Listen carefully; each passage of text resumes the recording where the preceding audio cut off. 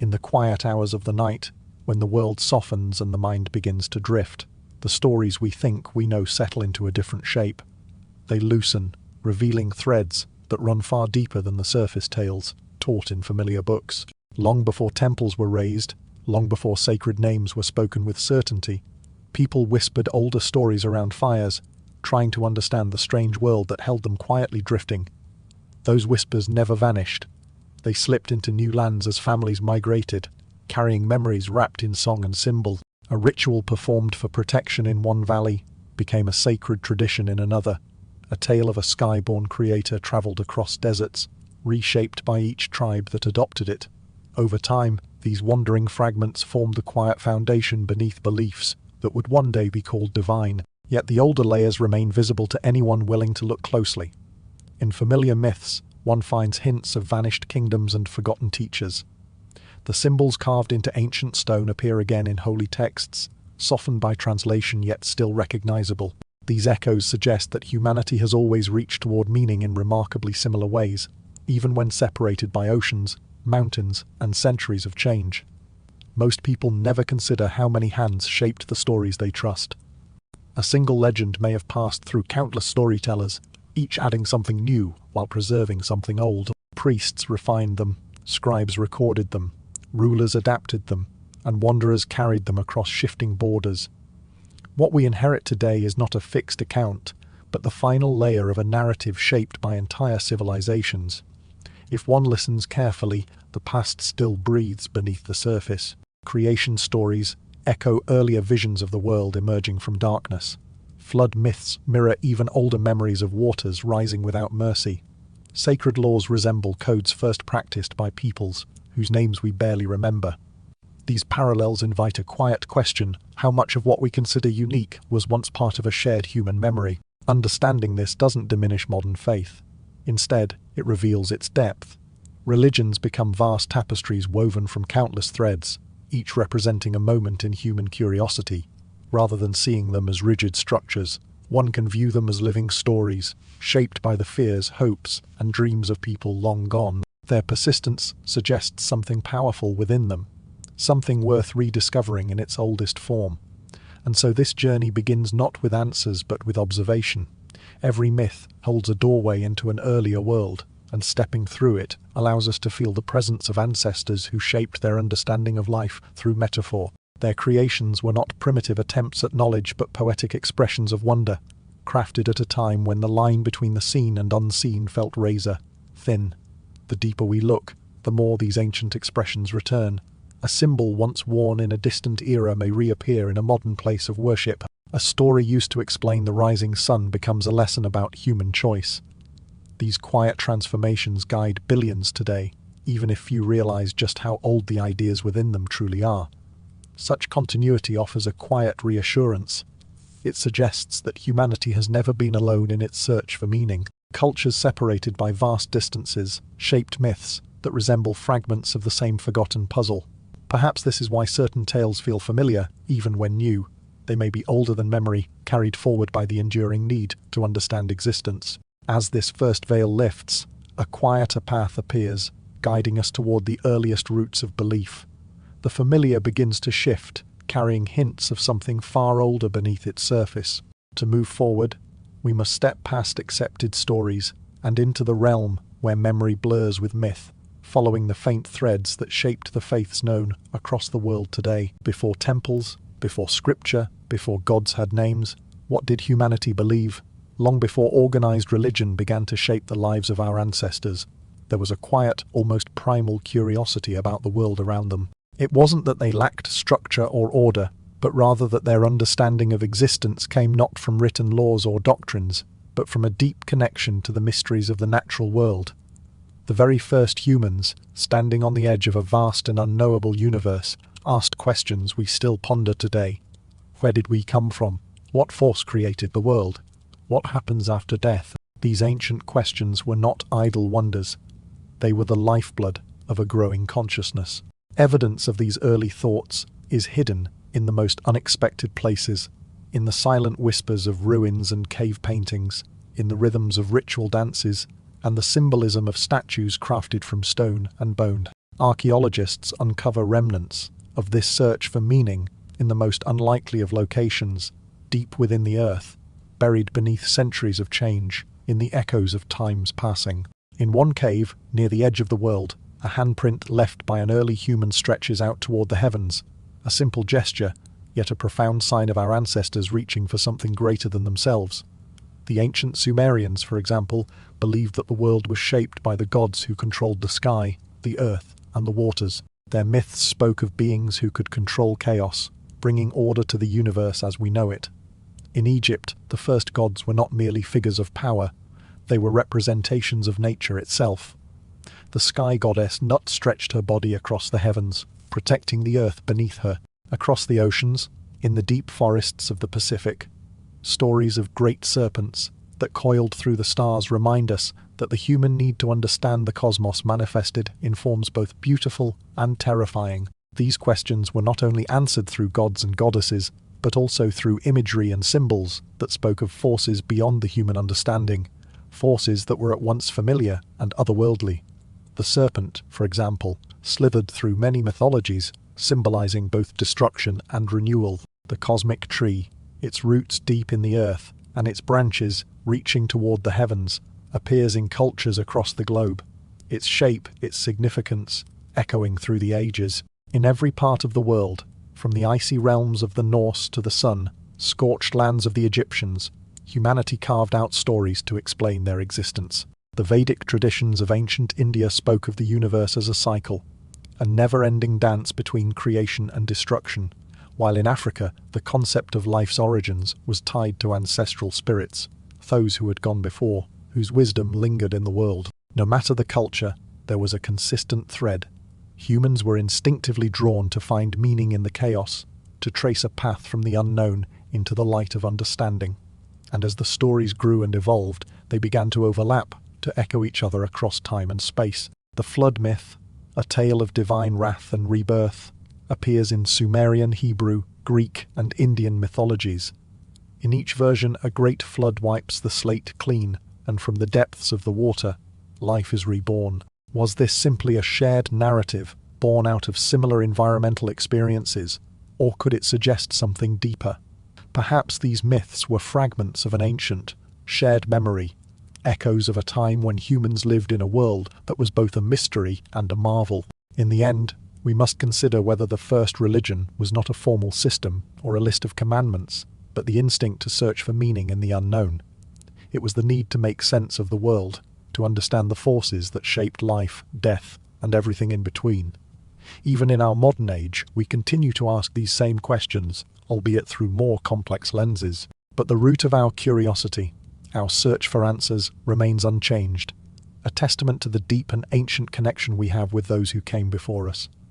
As we stand on the precipice of history, gazing back into the dim mists of time, we can see how these primal beliefs gave birth to the great civilizations. The stage was set for the evolution of structured religions, where gods and goddesses, once nameless and untethered, would take on more defined roles, each culture's story intertwining with the next in a grand tapestry of myth and meaning. The questions would remain the same, but the answers would begin to shift, shaped by the hands of time and the ever-evolving minds of humankind. What ancient truths were sealed inside holy texts, long before anyone called them sacred?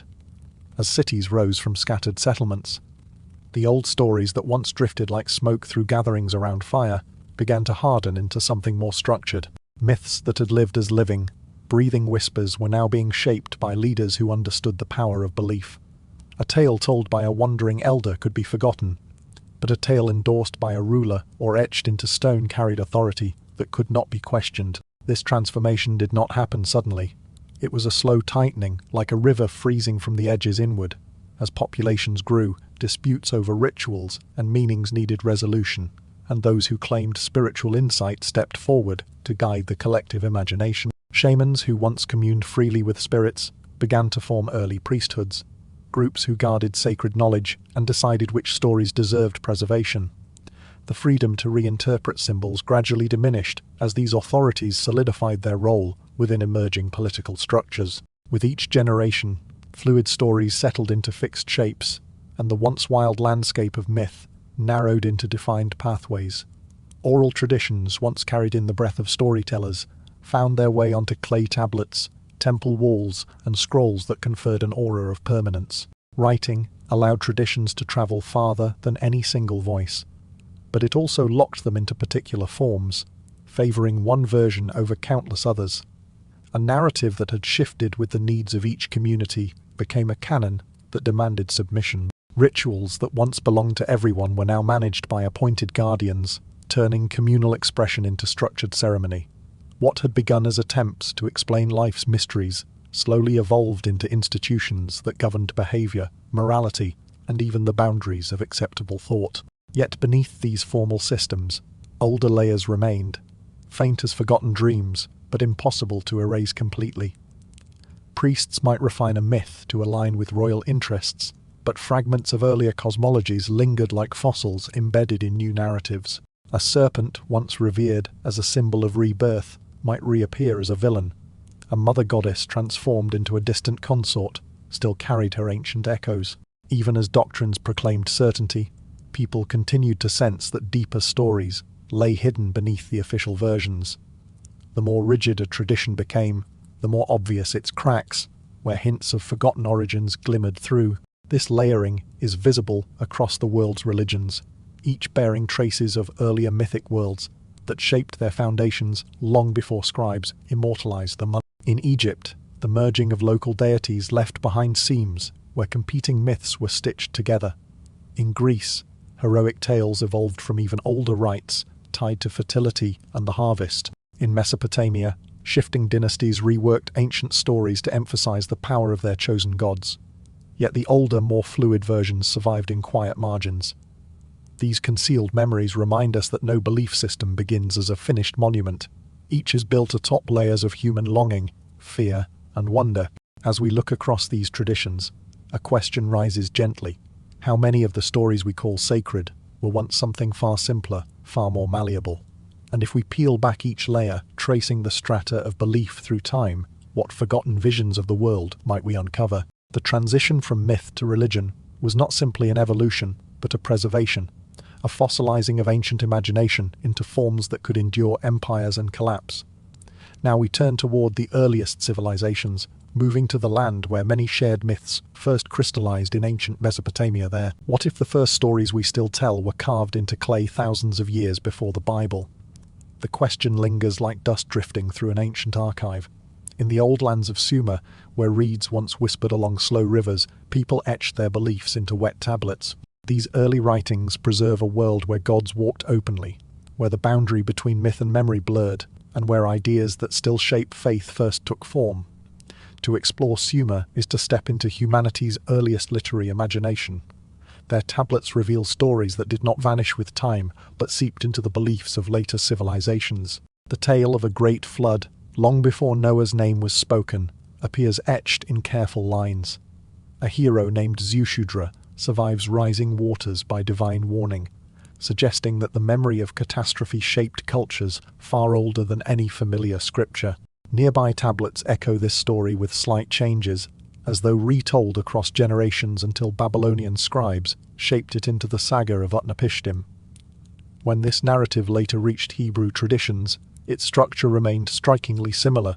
The ark, the chosen survivor, the divine instruction, the cleansing of the world. Each element traces a lineage back to Sumer, where the first attempts to explain disaster became sacred memory. But flood tales are only one thread woven from Sumer's vast tapestry. Among their rituals was the sacred marriage, a symbolic union between a king and a priestess representing the goddess Inanna. This ceremony sought to renew the land's fertility, linking human authority to divine blessing. Much later, echoes of this ritual appeared in fertility cults and seasonal ceremonies across the Near East, faint reminders of an ancient bond between kingship and creation. Even the idea of a divine council, gods assembling to deliberate the fate of the world, emerges clearly in Sumerian myth. Their pantheon met in heavenly courts, debating storms, wars, and human destiny. This concept later took root in Babylonian tradition, then in Canaanite stories, and eventually echoed in passages where heavenly hosts gather around a single high god. The structure shifts, but the ancient pattern beneath remains unmistakable. As empires rose and fell, Sumerian ideas seeped quietly into new systems of belief. Assyrian scribes absorbed their myths, reshaping them to honor their own gods, yet preserving core themes. When later Abrahamic traditions emerged, they inherited stories that had already traveled through centuries of reinterpretation. Some narratives changed dramatically, others remained so similar that their origins still shine through, despite vast distances in time. The wonder lies not only in the parallels but in the persistence of meaning. A world that believed gods once walked among people left behind a spiritual imprint that later faiths carried forward, sometimes knowingly, often unconsciously. Beneath liturgy and doctrine, beneath familiar lessons told in modern houses of worship, one can still trace the outline of older stories that refuse to fade. To stand before a Sumerian tablet is to feel the pulse of origins. The wedge, gen-shaped marks, simple yet deliberate, hold more than myth. They carry the earliest attempts to understand existence.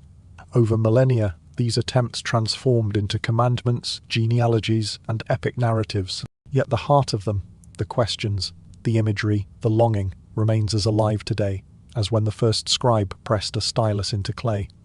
When we look closely, we see that modern faiths did not overwrite the past, but grew from it. Sumer offers the roots beneath the roots, the foundation stones hidden under layers of interpretation. To recognize these echoes does not diminish later traditions. Instead, it reveals them as chapters in a far older story, one that began along ancient rivers where imagination first became scripture.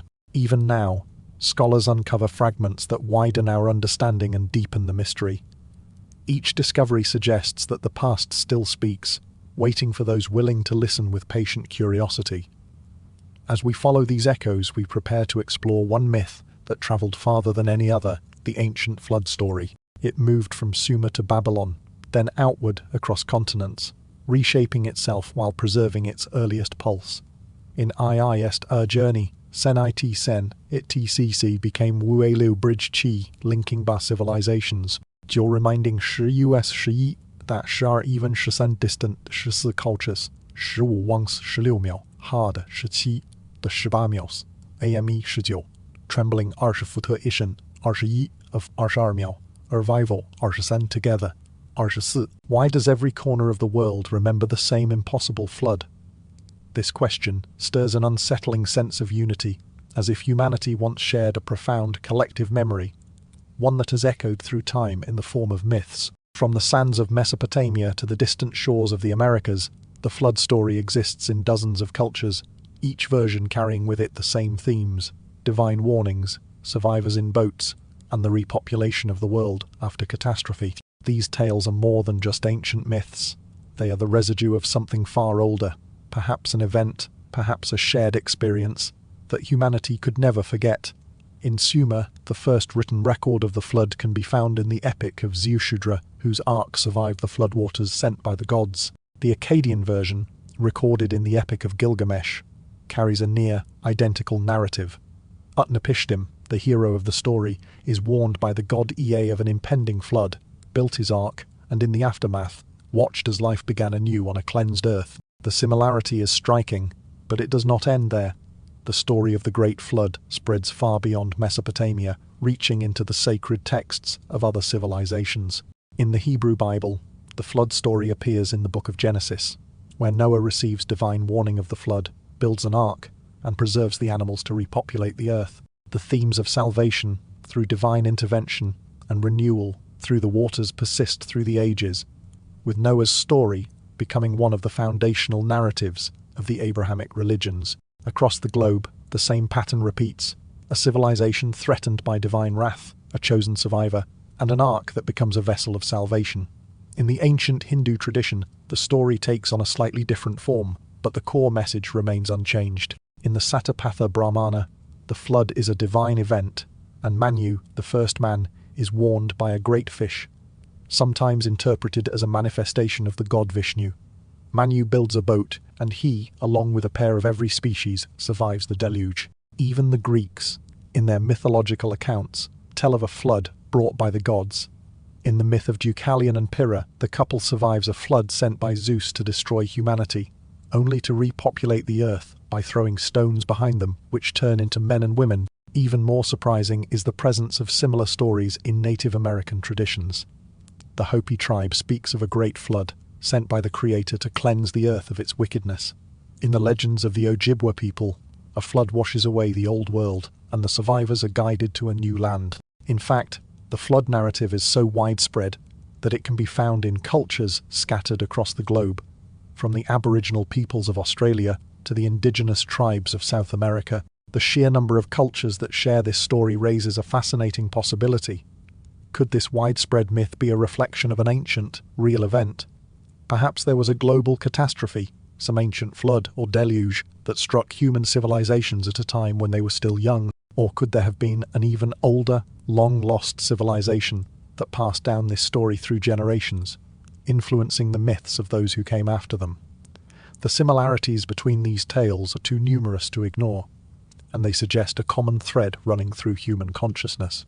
While the details vary, whether it's an ark, a boat, or a fish, the essential elements remain the same: the wrath of the gods, a cataclysmic flood, and the survival of a chosen few. It's as if humanity, no matter where it stood on the earth, held on to the memory of this great cleansing, passing it down through generations in the form of myth and story.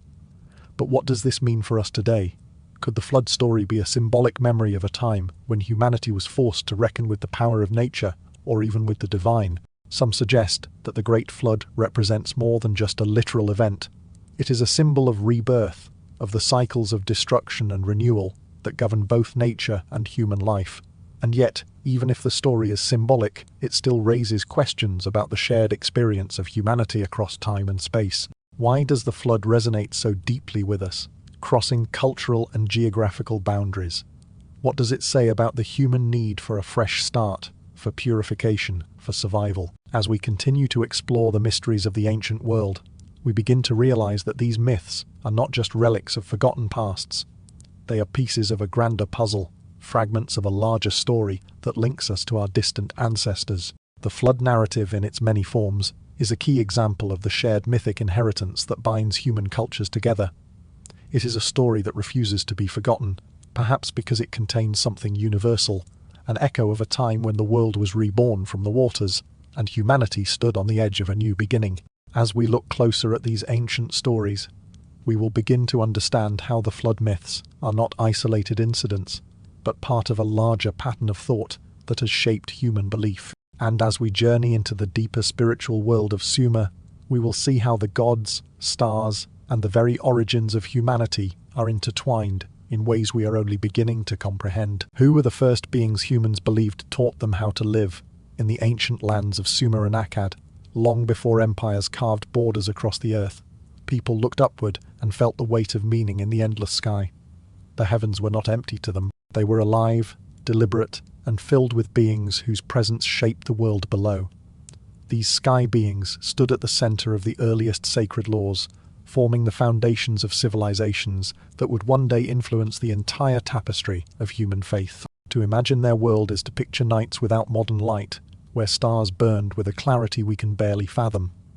The slow sweep of constellations carried the feeling of a cosmic script, as though messages drifted across the sky in patterns only the gods could understand. In this vast darkness, the people of Sumer believed a divine assembly ruled the universe, a council of powerful beings who determined the fates of kings, the rise of cities, and even the turning of seasons.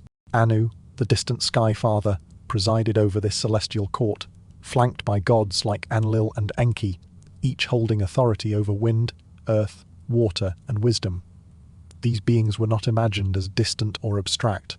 They were teachers, lawgivers, and architects of human culture. According to Sumerian stories, it was the gods who bestowed kingship, who introduced irrigation to tame the rivers, who handed down writing to preserve memory, and who revealed laws to guide human behavior. The earliest legal codes, etched into tablets long before Hammurabi, were understood not as human inventions, but as gifts from the divine. To obey the law was to honor the cosmic order shaped by the sky. In temples rising like mountain stairways, priests watched the stars for signs. They believed the celestial beings spoke through the movements of planets, each one a messenger carrying instructions from the divine realm. The heavens became a living text, its symbols tied to the rhythms of life. Farmers depended on these signs to plant their crops. Kings relied on them to legitimize rule. The sky was both a map and a mirror, reflecting what humans feared, desired, and hoped for. As centuries passed, these sky beings did not vanish. Instead, they transformed, their roles slipping quietly into the mythologies of later civilizations. When angelic hierarchies appear in Judaism, Christianity, and Islam, winged messengers, heavenly councils, watchers who deliver knowledge, they echo structures first imagined in Sumer. The concept of divine intermediaries, beings who bridge heaven and earth, feels familiar because it is ancient. The belief that celestial figures taught humanity how to live persists in stories of angels giving commandments, guiding prophets, and recording the deeds of mortals. Even the idea that the heavens reflect moral order has deep roots here. In Sumerian tradition, cosmic balance mattered. When humans strayed from the laws given by the gods, the world itself grew unstable. Storms, droughts, and misfortune were signs that the connection between heaven and earth had weakened. This worldview later shaped the notion of divine judgment, found in Abrahamic religions, where the alignment between earthly behavior and heavenly expectation remains central. Yet beneath these later structures, the older stories still pulse. Behind every angel carrying a message stands the whisper of Enki offering wisdom. Behind every heavenly council debating the fate of nations lies the echo of the divine assembly of Sumer. Our religions today, rich with complexity and ritual, resemble palimpsests, layers of belief written over older layers, each new message leaving traces of what came before. The sky beings did not disappear. They became symbols, allegories, and archetypes, absorbed into traditions that carried their essence forward. When we revisit the ancient tablets, we are not merely reading old myths, we are uncovering the early attempts of humanity to understand authority, law, and the responsibilities of living in a world filled with both beauty and danger. These stories reveal a time when the heavens felt close enough to touch, and when divine figures were woven seamlessly into daily life. In their teachings, their counsels, and their cosmic order, we find the earliest blueprints for systems that would shape millennia of faith.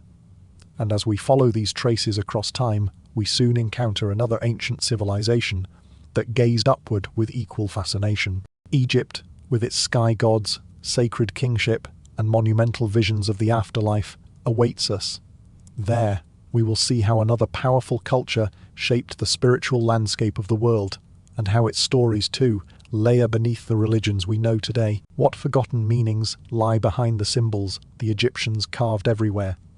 Along the tranquil banks of the Nile, where dawn spilled gold across the water, the earliest Egyptian priests studied the world as if it were a divine manuscript. They believed the universe spoke in signs, the glide of a hawk across the sky, the spiral of a shell, the slow unfurling of a lotus at sunrise. Nothing was random. Everything carried layers of meaning, waiting for those who could read the silent language of creation. In this symbolic kingdom, gods were not merely beings. They were principles woven into the very fabric of existence. A hawk did not just represent the sky, it suggested vision, protection, and the watchful presence of higher powers. A serpent signified more than danger, it whispered of renewal, shedding its skin to begin again. Even the humble scarab beetle became a cosmic emblem, forever pushing its sphere of earth like the sun god rolling the daylight across the heavens. Egyptians saw spirits hidden in natural forms, and through these images they told stories about life, death, and the mysterious forces that held the world together. From this worldview emerged some of the most enduring sacred symbols in human history. The Eye of Ra, radiant and unblinking, embodied both protection and wrath, a reminder that divine sight never slept. To later generations, it became a general emblem of guardianship, echoing in amulets and talismans far beyond the borders of Egypt. The Ankh, shaped like a looped cross, held the essence of life itself, carried by gods in temple carvings. It hinted that existence flowed from the unseen into the visible. Over time, its form resurfaced in symbols of eternal life across cultures, as if its meaning refused to remain bound to a single civilization. Then there was the Djed pillar, a mysterious structure representing stability, endurance, and the backbone of creation.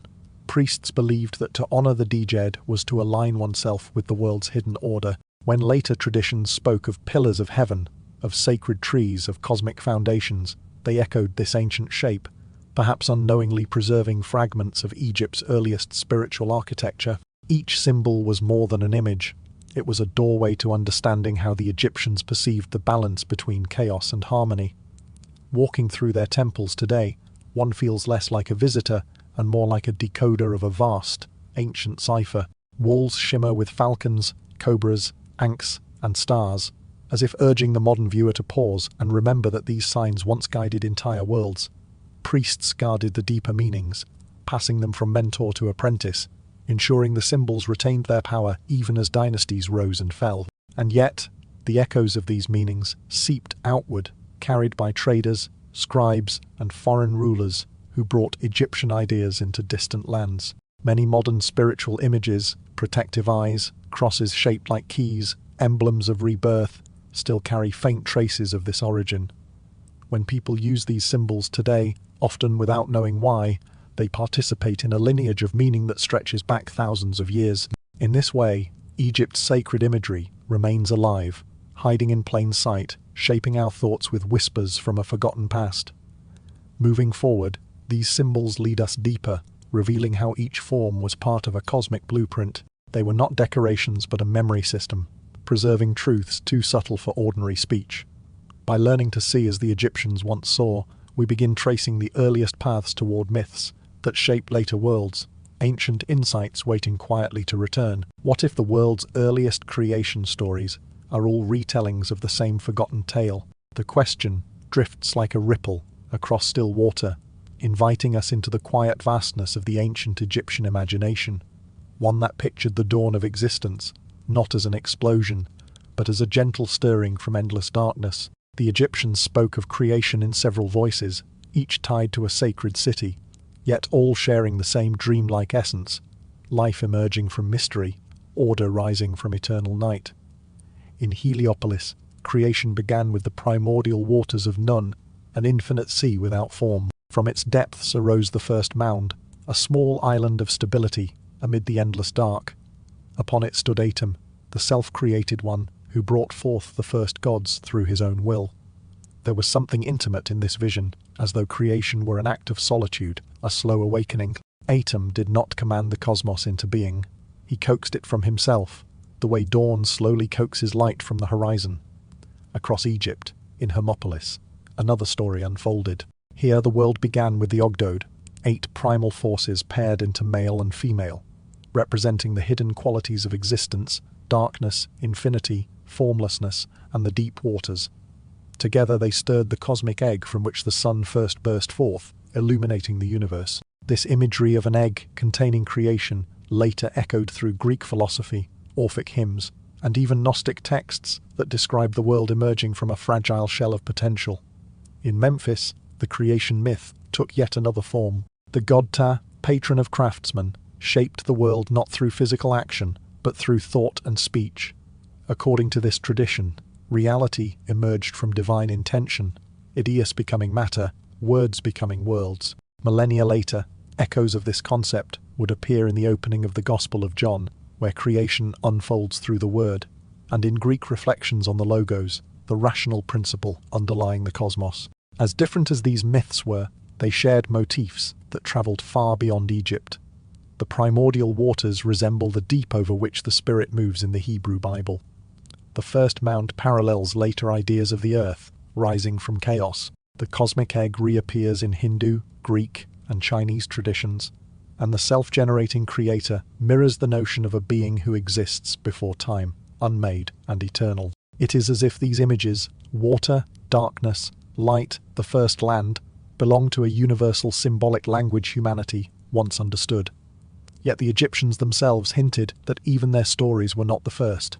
They spoke of generations before the known gods, of Zep-Tepi, the first time, a golden age when divine beings walked the earth. Some scholars believe these myths preserve memories of pre-dynastic traditions, fragments from cultures older than recorded histories. Whether literal or symbolic, the suggestion creates a feeling that these creation tales may be echoes of something even more ancient, passed down through countless retellings, until only the shapes of the original story remained. Listening to the Egyptian versions, one senses not rigid doctrine, but flowing imagery, as if the people were trying to describe a dream of origins. Creation was not a single event.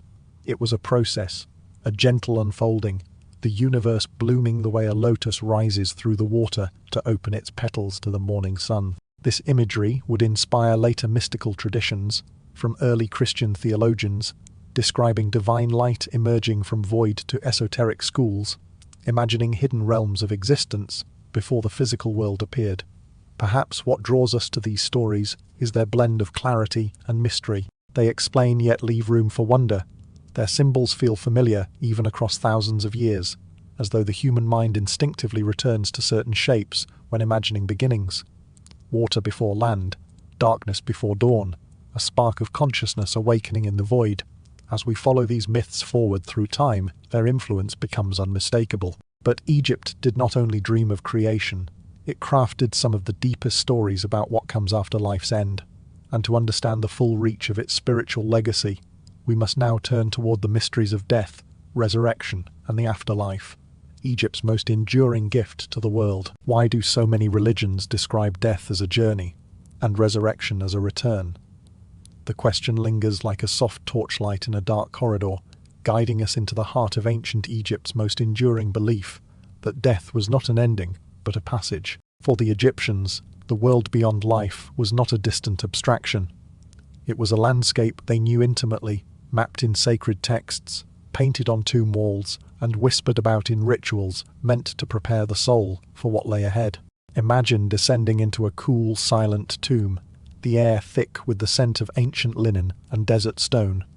On the walls, scenes unfold like chapters of a cosmic voyage, the soul navigating the Duat, the mysterious realm beneath the horizon, where night and eternity meet. The Egyptians believed every person carried within them a spark capable of surviving death.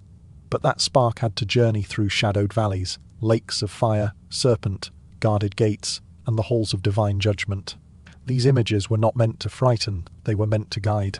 The Book of the Dead, far from being a book in the modern sense, was a collection of spells, prayers, and instructions crafted to help the deceased navigate this sacred terrain. Its purpose was simple: ensure that the soul arrived before Osiris, the god who himself had died and risen, prepared, purified, and ready to be judged. In one of the most iconic scenes in human religious imagination, the heart of the deceased was weighed against the feather of Marat, the embodiment of truth and cosmic balance. If the heart was heavy with wrongdoing, it was devoured by a monstrous being, ending the soul's journey. But if it was light, balanced, harmonious, the soul passed onward into fields of eternal peace. Long before the world spoke of heaven and hell, Egypt envisioned a moral reckoning after death. This was not merely reward or punishment, it was alignment with the deep order of the universe. Those who lived well became part of the eternal cycle, rising with the sun god each morning, renewed and radiant. Those who did not dissolved into oblivion. This early idea of divine judgment would echo loudly through Judaism, Christianity, Islam, and many other traditions, shaping the notion that death is not simply a fate, but a test. Guiding spirits also appear throughout Egyptian afterlife imagery. Deities like Anubis, the jackal-headed protector of the dead, walked beside the soul, offering comfort and direction. Later religions would remember these guides in different forms: angels escorting the departed, psychopomps leading souls across celestial thresholds, holy messengers helping the dead find their place. The parallels suggest that the Egyptian imagination left fingerprints on the spiritual maps of countless cultures. At the center of this vast belief system stood Osiris, perhaps the most influential divine figure in the ancient world. His story is one of betrayal, death, dismemberment, and miraculous return. Killed by his brother, restored by his sister, wife Isis, and revived long enough to father a son, Osiris became the ruler of the afterlife, a god who understood death because he had passed through it himself. His resurrection was not a glorious return to earthly life, but a transformation into something eternal. Through him, the promise of renewal became a cosmic law.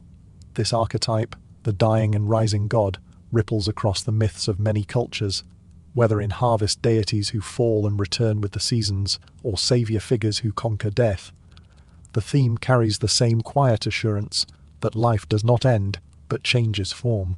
Osiris may not be the earliest figure of renewal, but he stands as one of the first fully developed images of resurrection, complete with ritual, symbolism, and a moral path for the soul to follow. Egypt's vision of the afterlife speaks to something deep within the human spirit, the longing for continuity, for meaning beyond the final breath. Their stories gave shape to the idea that death is a journey that reveals the truth of a life lived, and that resurrection, whether literal, symbolic, or spiritual, is a return to harmony with the universe. As we move from Egypt's shadowed tombs and luminous myths, another ancient world awaits, a civilization whose thinkers and poets would reshape storytelling itself. In Greece, myth and philosophy intertwine, creating new patterns of meaning that still shape our understanding of the soul, the cosmos, and the pursuit of truth. What if even the mighty Greek gods were borrowed from forgotten civilizations? The question feels almost heretical, yet strangely fitting when we look closely at the ancient world. Greece, celebrated as the cradle of Western myth and philosophy, did not emerge from a vacuum. Before the Olympians claimed their thrones on Mount Olympus, other cultures had already shaped the stories that would one day become unmistakably Greek. To trace these origins is to follow faint threads through the Minoans, the Mycenaeans, the Near East, and even older Aegean cultures whose names have long since faded. Imagine stepping back into the Bronze Age before Homer sang of heroes and divine quarrels. On the island of Crete, the Minoans painted goddesses surrounded by serpents, doves, and sacred horns, images of fertility, protection, and sky power. These figures feel uncannily similar to later Greek deities. The Minoan Lady of the Animals, for instance, bears a quiet resemblance to Artemis, while their powerful mother goddess echoes the deep ancestry of Demeter and Hera. The Mycenaeans who conquered the Minoans inherited these symbols and blended them with their own warrior-focused beliefs, creating a mythic mixture that would lay the groundwork for Greece's later pantheon. Yet the influences did not stop at the Aegean shores. From the Near East came storm gods, whose thunder shaped entire cultures. Long before Zeus hurled lightning, deities like the Hittite Teshub and the Canaanite Baal ruled the skies with thunderbolts in hand. Their battles with monstrous serpents, such as Baal's struggle against the sea dragon Yam, mirror Zeus's eventual triumph over Typhon. These parallels suggest a shared ancient storytelling pattern, carried across trade routes, interwoven through diplomacy, and echoed in the imaginations of poets. Aphrodite, often viewed as Greece's creation of love and beauty, also bears markers of Near Eastern descent. Her earliest characteristics resemble those of Ishtar and Astarte, goddesses who governed desire, war, fertility, and the morning star. When civilizations exchanged goods and ideas across the Mediterranean, these divine attributes traveled as well. By the time Aphrodite appeared in Greek tradition, she had absorbed layers of meaning drawn from cultures much older, transformed into a figure both familiar and entirely new. Even Prometheus, the titan who brought fire to humankind, carries hints of older myths from far beyond Greece. In various ancient cultures, there are stories of trickster beings, divine rebels, or semi-divine heroes who teach humans forbidden or heavenly skills. Among them are tales from Caucasus tribes and older Indo-European traditions of culture, bringers who defy the gods to uplift humanity. Prometheus, with his quiet defiance and painful punishment, seems to belong to this ancient lineage of boundary crossers. These connections do not diminish Greek brilliance. Instead, they reveal how mythic inheritance works. Cultures borrow, reshape, and reinterpret, much like rivers collecting tributaries as they flow toward the sea. Greece was a crossroads of civilizations, absorbing influences from Egypt, Anatolia, Phoenicia, and the remnants of Bronze Age kingdoms. Through this blending, the Greeks created something unique, transforming inherited myths into vivid stories with complex personalities, dramatic tension, and symbolic depth. As we look back, Greece becomes less a point of origin and more a luminous hinge between older mythic worlds and the philosophical age to come. The Olympian gods stand tall in literature and art, but beneath their familiar faces linger the outlines of earlier deities. Through generations of retelling, these older roots fuse into narratives that feel timeless, even though their beginnings are far older than most imagine. Understanding this lineage allows us to see Greek mythology not just as a self-contained system, but as a living archive of humanity's shared imagination. From ancient ritual sites on Crete to forgotten temples in the Levant, from Mycenaean tablets to Eastern star myths, each influence contributed a spark that would eventually ignite the fires of Greek storytelling. And it is here, at this point of convergence, that Greek culture took a bold step, transforming inherited myths into questions about the cosmos, the soul, and the nature of truth. These questions would birth the earliest philosophers, who looked beyond the gods and began to reimagine myth as metaphysics. In the next section, we follow that transformation into the realm where myth slowly becomes philosophy, and stories turn into the foundations of thought. What happens when mortals stop worshipping gods and start interpreting them? In ancient Greece, this question rose quietly, like mist curling through torchlit courtyards, where thinkers gathered after sunset. The old stories still lived in the hearts of the people, but a new curiosity began to reshape them. Instead of asking Fodi what the gods were, philosophers asked Fidid what they meant.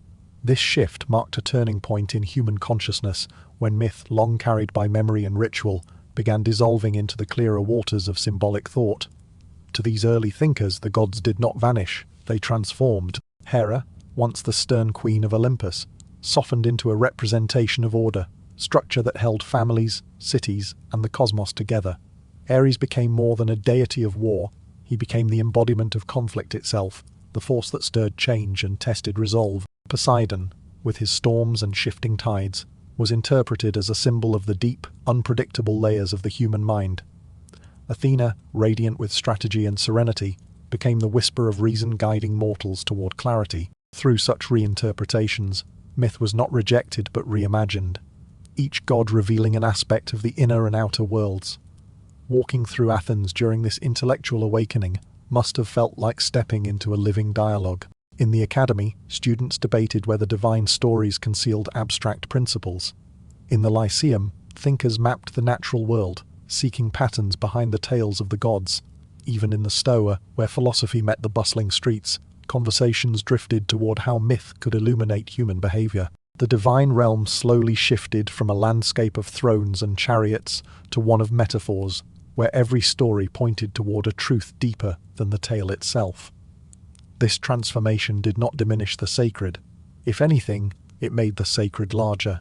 The gods, once tied to mountains and temples, expanded into universal concepts, forces that existed not only in myth but in nature, character, ethics, and the cosmos. When Zeus became a symbol of justice and cosmic order, lightning changed from a weapon to a metaphor for sudden insight.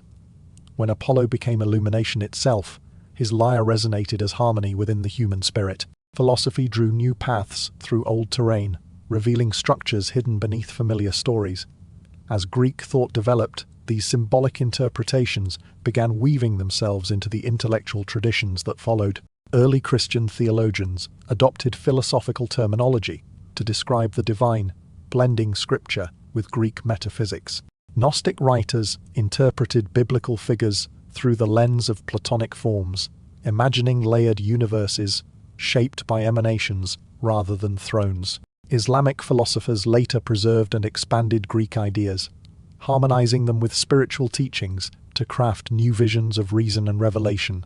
Even modern spiritual movements still lean on Greek-born concepts of the soul, virtue, and the hidden laws of the cosmos. To listen to these ancient conversations in imagination is to hear the birth of a new way of seeking. The Greeks did not discard myth. They elevated it, treating it as a symbolic language capable of revealing truths beyond literal belief. They sensed that stories of divine rivalry mirrored tensions within the human psyche, that the journeys of heroes reflected the search for wisdom, and that the structure of the cosmos could be glimpsed through allegory. In their hands, myth became a bridge between the seen and unseen, the old and the new, the poetic and the philosophical. And as their interpretations deepened, new traditions emerged that blended story and symbolism into spiritual experience. These were the mystery cults and Orphic traditions, where participants sought personal transformation rather than public ritual, exploring hidden teachings about the soul's origin and destiny. From this point, the path leads toward the shadowed halls where myth became metaphor, not just in thought, but in sacred practice, inviting seekers into mysteries that promised to unveil the inner structure of reality. Why did the most influential Greek teachings survive only in secret?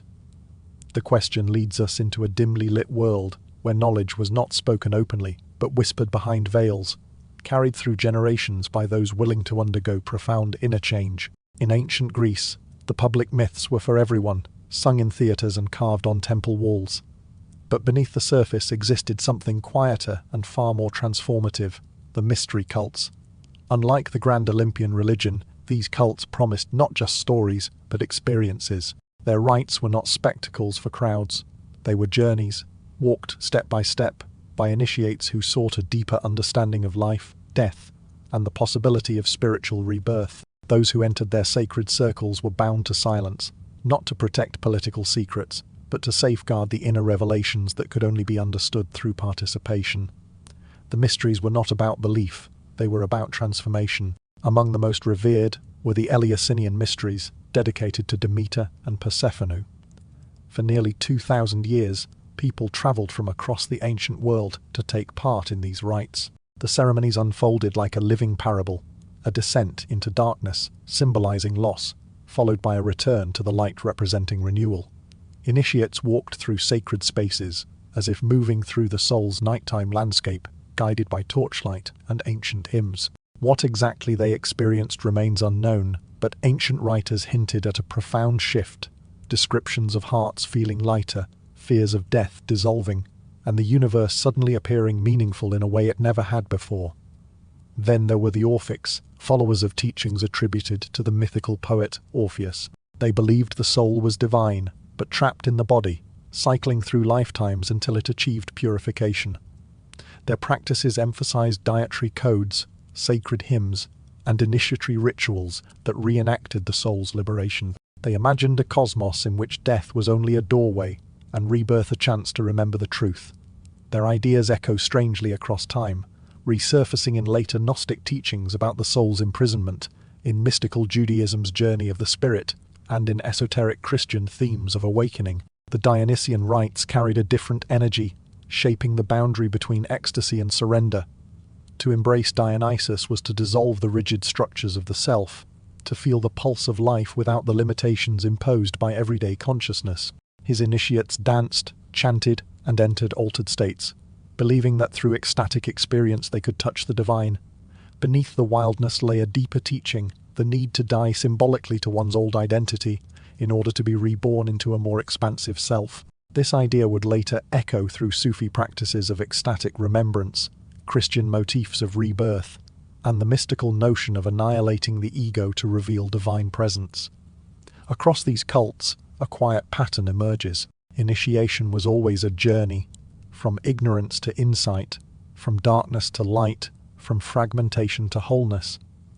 These rites created an inner map that would influence countless spiritual traditions: baptism, communion, confession, ecstatic prayer, ritual death, and rebirth. Many of these later practices carry faint traces of their Greek predecessors. Even the structure of spiritual communities, with teachers guiding students through progressive stages of understanding, mirrors the initiatory paths of the mysteries. What made these teachings so enduring was their recognition of a truth that transcends culture. Humans long for transformation, not merely information. They seek to pass through something profound and emerge changed. The Greeks understood that myth alone was not enough. The story had to be lived, and in living it, the initiate glimpsed something timeless, an assurance that the soul is not bound by the world's shadows, that behind chaos lies a hidden order waiting to be discovered. Although these cults eventually dissolved, their influence lingered. Early Christianity absorbed symbolic death and resurrection, communal meals of sacred significance, and the promise of personal renewal. Esoteric Judaism grew richer with mystical interpretations of scripture, echoing Orphic ideas of soul ascent.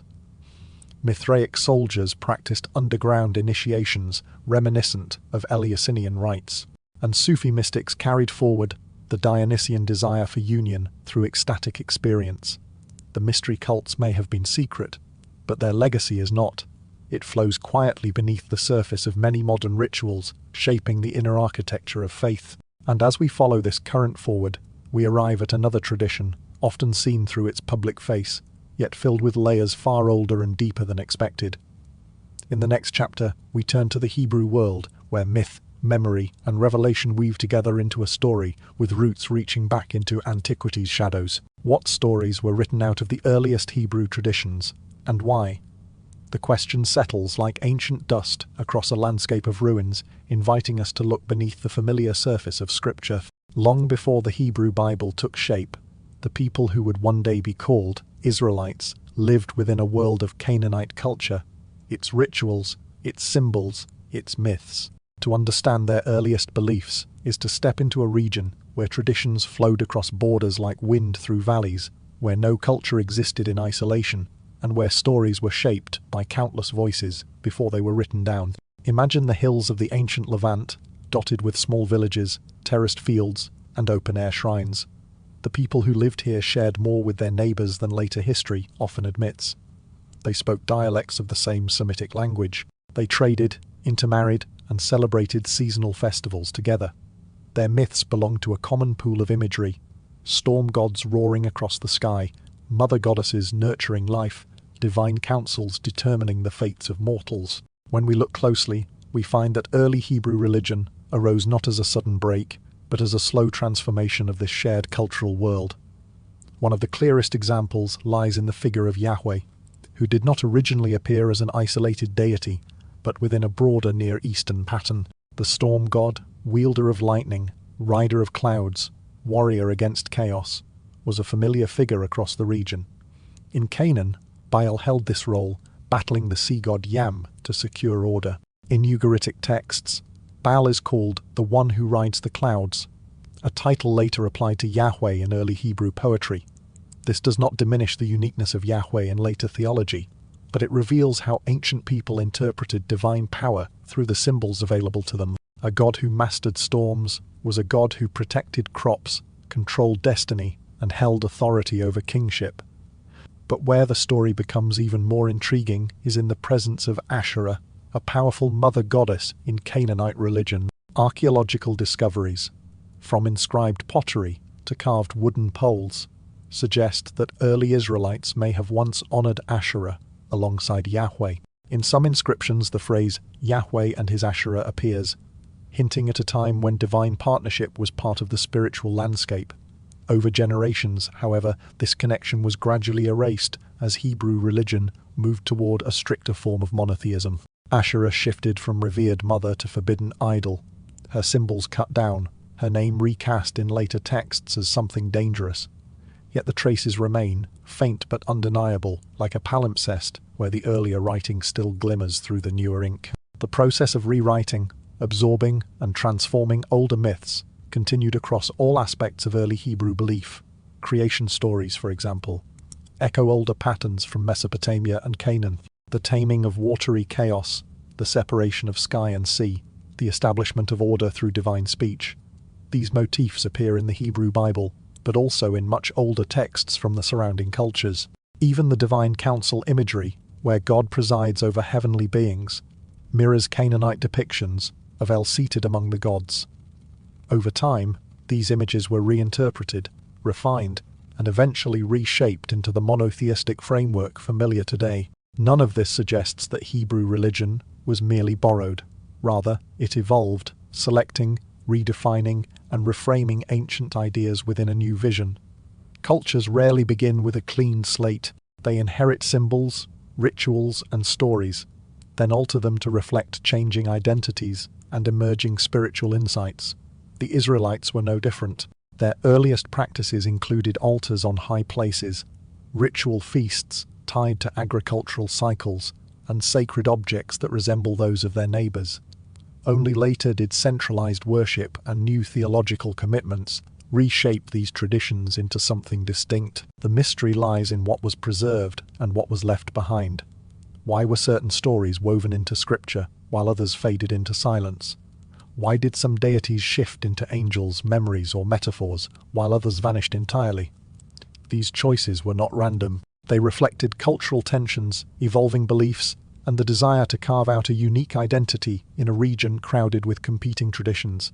Yet the older layers never disappeared completely. They linger beneath the text, like roots feeding a tree whose branches reach into millennia. To read the Hebrew Bible with this awareness is to see it not as a solitary creation, but as part of a long continuum, one shaped by countless generations who lived, hoped, struggled, and searched for meaning in the same ancient landscape. And as we move forward, deeper into the myths themselves, we begin to recognize how many of these stories parallel older narratives across the Near East. The next section uncovers these echoes, revealing how ancient ideas traveled, transformed, and ultimately helped shape one of the most influential spiritual traditions in the world. What if the Garden of Eden was a retelling of a story already thousands of years old? The question invites us to pause and reconsider one of the most iconic myths in human history. In the Hebrew Bible, the story of Eden is familiar: Adam and Eve, the forbidden fruit, the serpent's temptation, and the expulsion from paradise. But what if these motifs, woven into the fabric of Hebrew belief, were not entirely new, but instead reflected older stories that had been reinterpreted through a distinct cultural lens? As we explore these themes, we find that the serpent, once seen as a mere deceiver, holds a far more complex role in ancient mythologies. In the Hebrew tradition, the serpent is often portrayed as the embodiment of evil, a trickster who leads humanity astray by tempting Eve to eat from the tree of knowledge. Yet, when we look beyond the Bible, we discover that serpents were frequently seen as symbols of wisdom and renewal in many ancient cultures. In Mesopotamian myths, for instance, the serpent is a creature of great power, often linked to the goddess of wisdom, Nima. In Sumerian tradition, the serpent is a guardian of sacred knowledge, holding the secrets of life and death. Even in ancient Egypt, serpents were symbols of rebirth, shedding their skin to begin anew. This earlier association of serpents with wisdom carries a very different meaning than the one found in the Genesis account. In other ancient mythologies, the serpent was not a deceiver, but a teacher, a bearer of hidden truths. When viewed in this light, the serpent in the Garden of Eden becomes more than just an antagonist.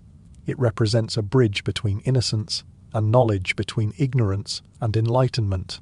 The ancient story of Eden, then, might not be the tale of an evil force corrupting humanity, but rather a myth of transformation, an exploration of the cost of knowledge, the awakening of consciousness, and the irreversible shift from innocence to self-awareness. The Garden of Eden itself, with its lush beauty and its connection to the divine, evokes striking parallels to the paradise myths found in other ancient cultures.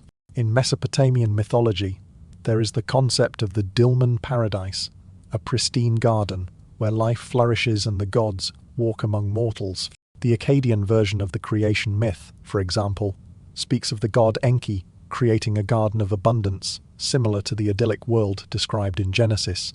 In these older stories, the garden is not merely a place of temptation and fall, but a space where humanity lives in harmony with the divine. The transformation of the Edenic garden into a place of exile and loss in the Hebrew tradition could then be viewed as a cultural shift, one that reframes an ancient myth of paradise into a story of spiritual longing and human frailty. But perhaps the most intriguing connection lies in the concept of the divine council. In the Hebrew Bible, God is often depicted as ruling over a heavenly court, a council of divine beings who participate in decision, making, and judgment. In books like Job, God speaks to these heavenly beings, and in other ancient texts, these divine assemblies play a central role in determining the fate of humanity. This idea of a divine council is not unique to the Hebrew tradition, but finds echoes in much older mythologies, particularly in Ugaritic and Sumerian cultures. In Ugaritic texts, the high god El presides over an assembly of gods who deliberate on matters of cosmic importance.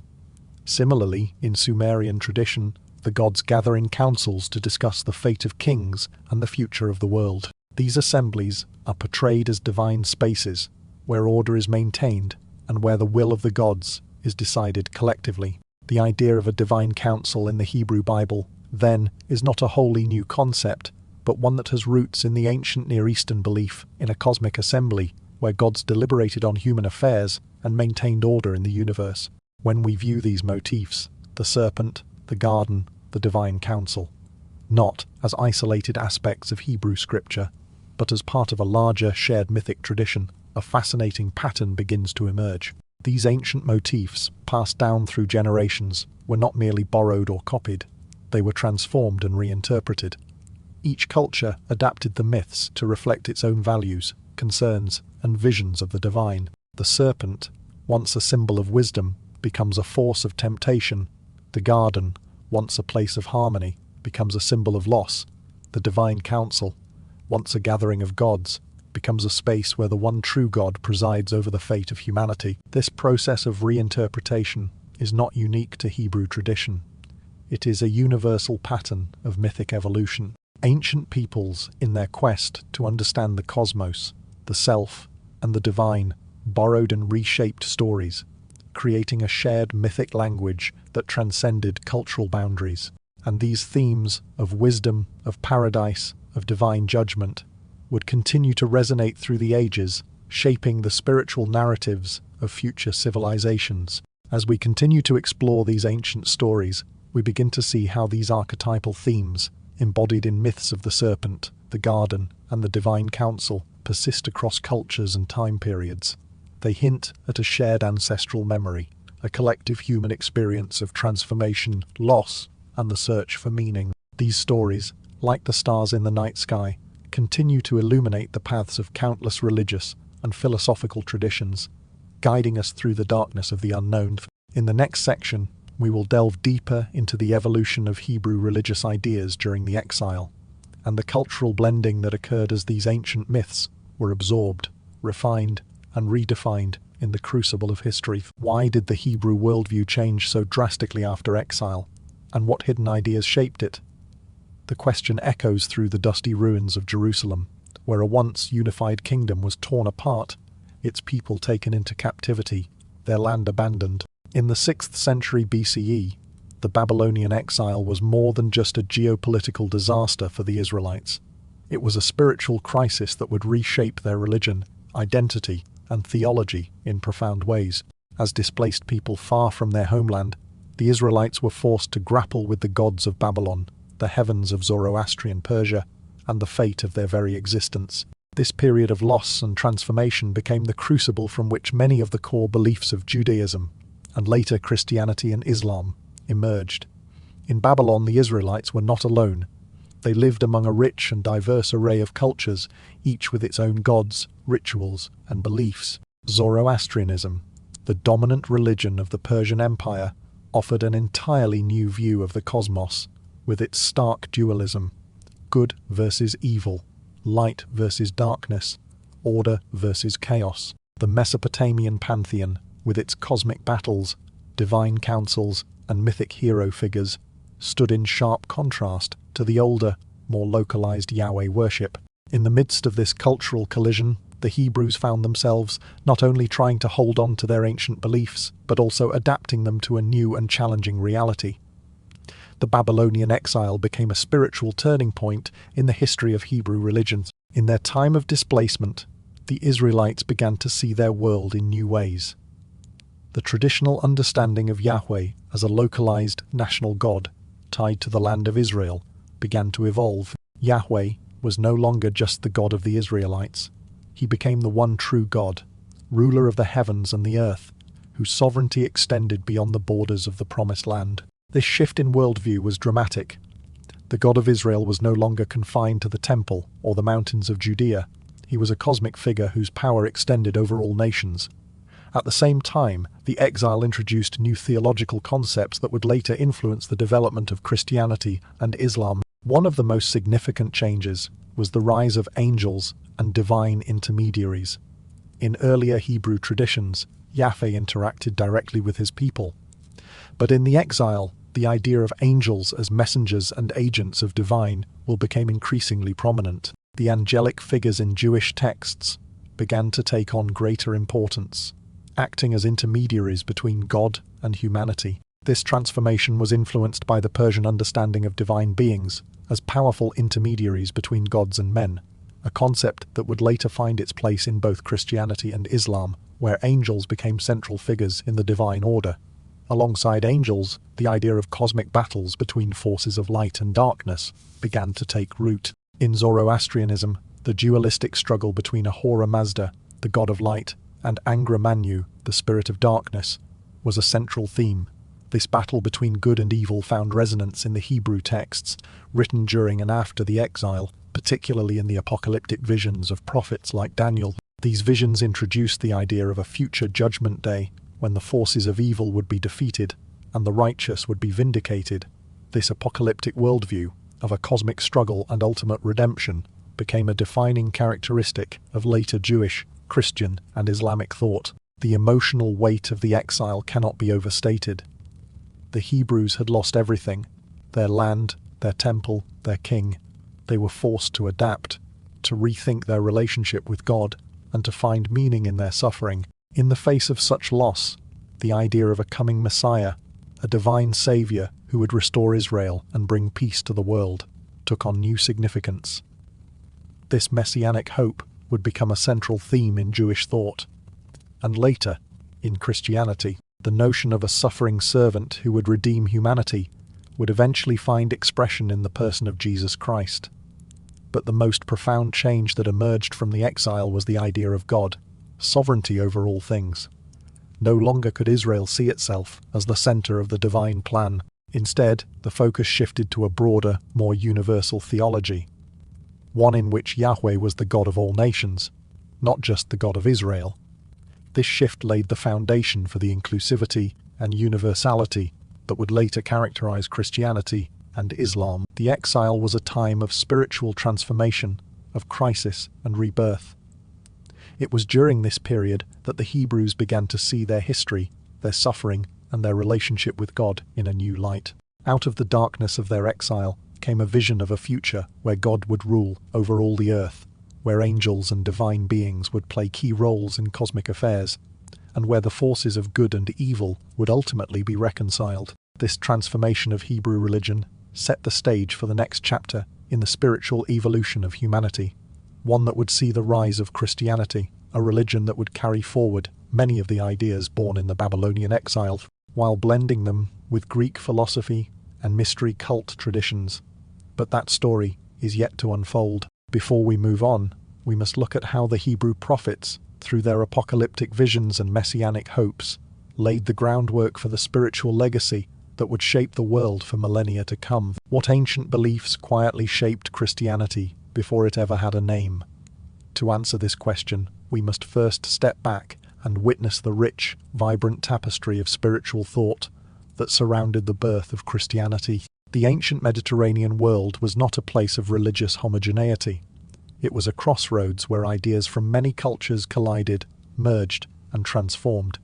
In this melting pot of intellectual and spiritual ferment, Christianity did not emerge in isolation. Instead, it grew within a diverse and complex religious landscape, shaped by Jewish traditions, Greek philosophy, Roman religious practices, Persian dualism, and surviving mystery cults from earlier civilizations. In the centuries leading up to the birth of Christianity, the Mediterranean world was dominated by competing religious and philosophical systems. In Judea, the Jewish people had long awaited the arrival of a Messiah who would restore Israel and bring about the kingdom of God. These prophecies were not new.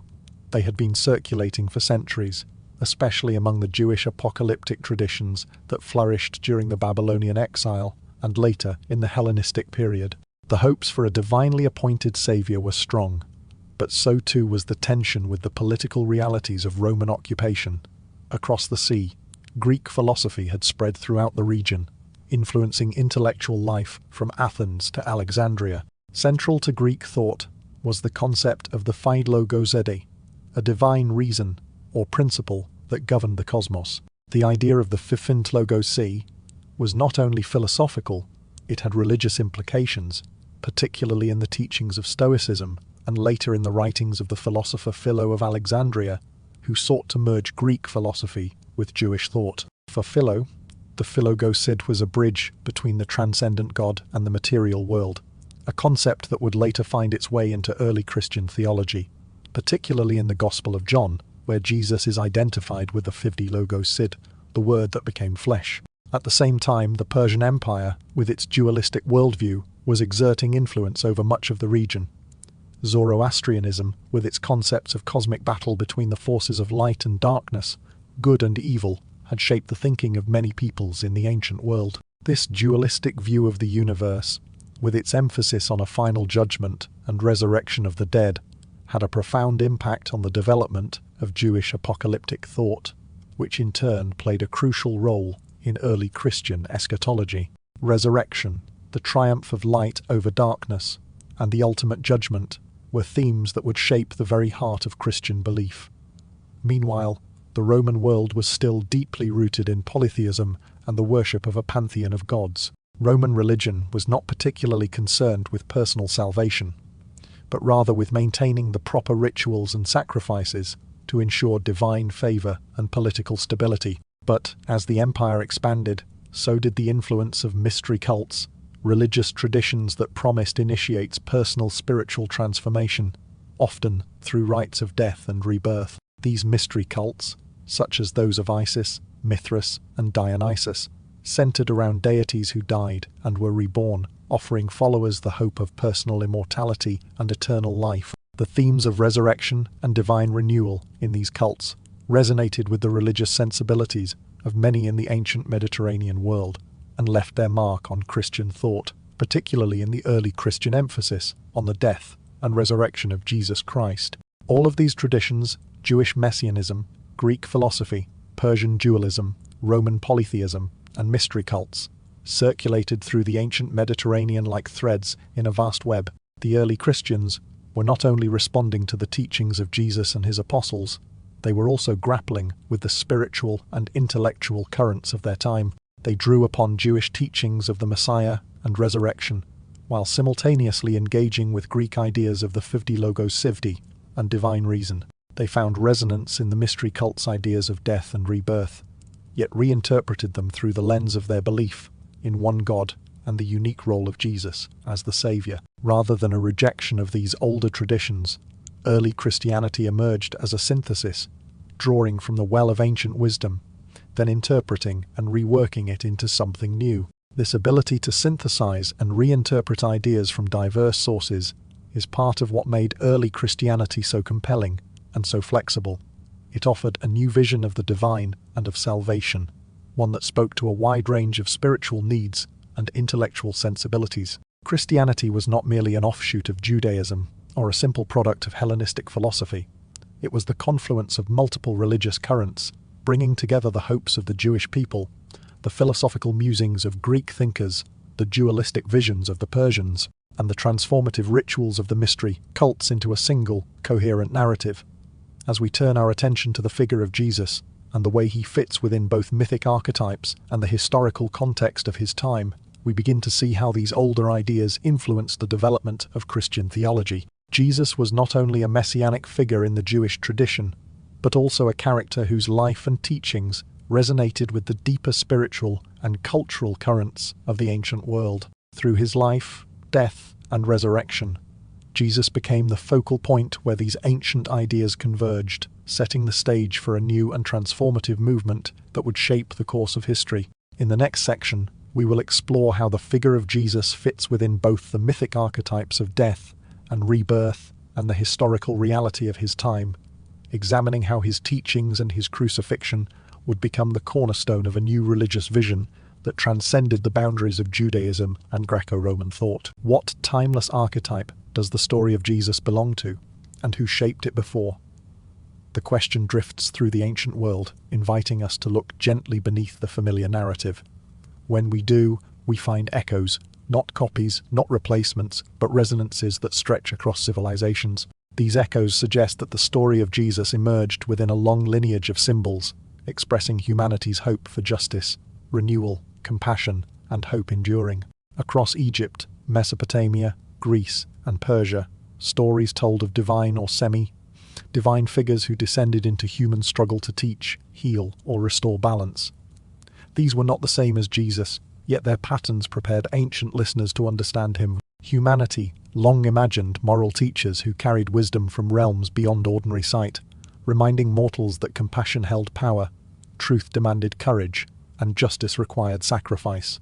Such archetypes formed emerging. In Egypt, Osiris embodied the theme of a dying and rising god, a figure whose death brought renewal to the land and whose resurrection promised hope beyond the grave. His story shaped imaginations for millennia. Though different in meaning and message, this pattern helped ancient minds recognize the possibility of sacred rebirth.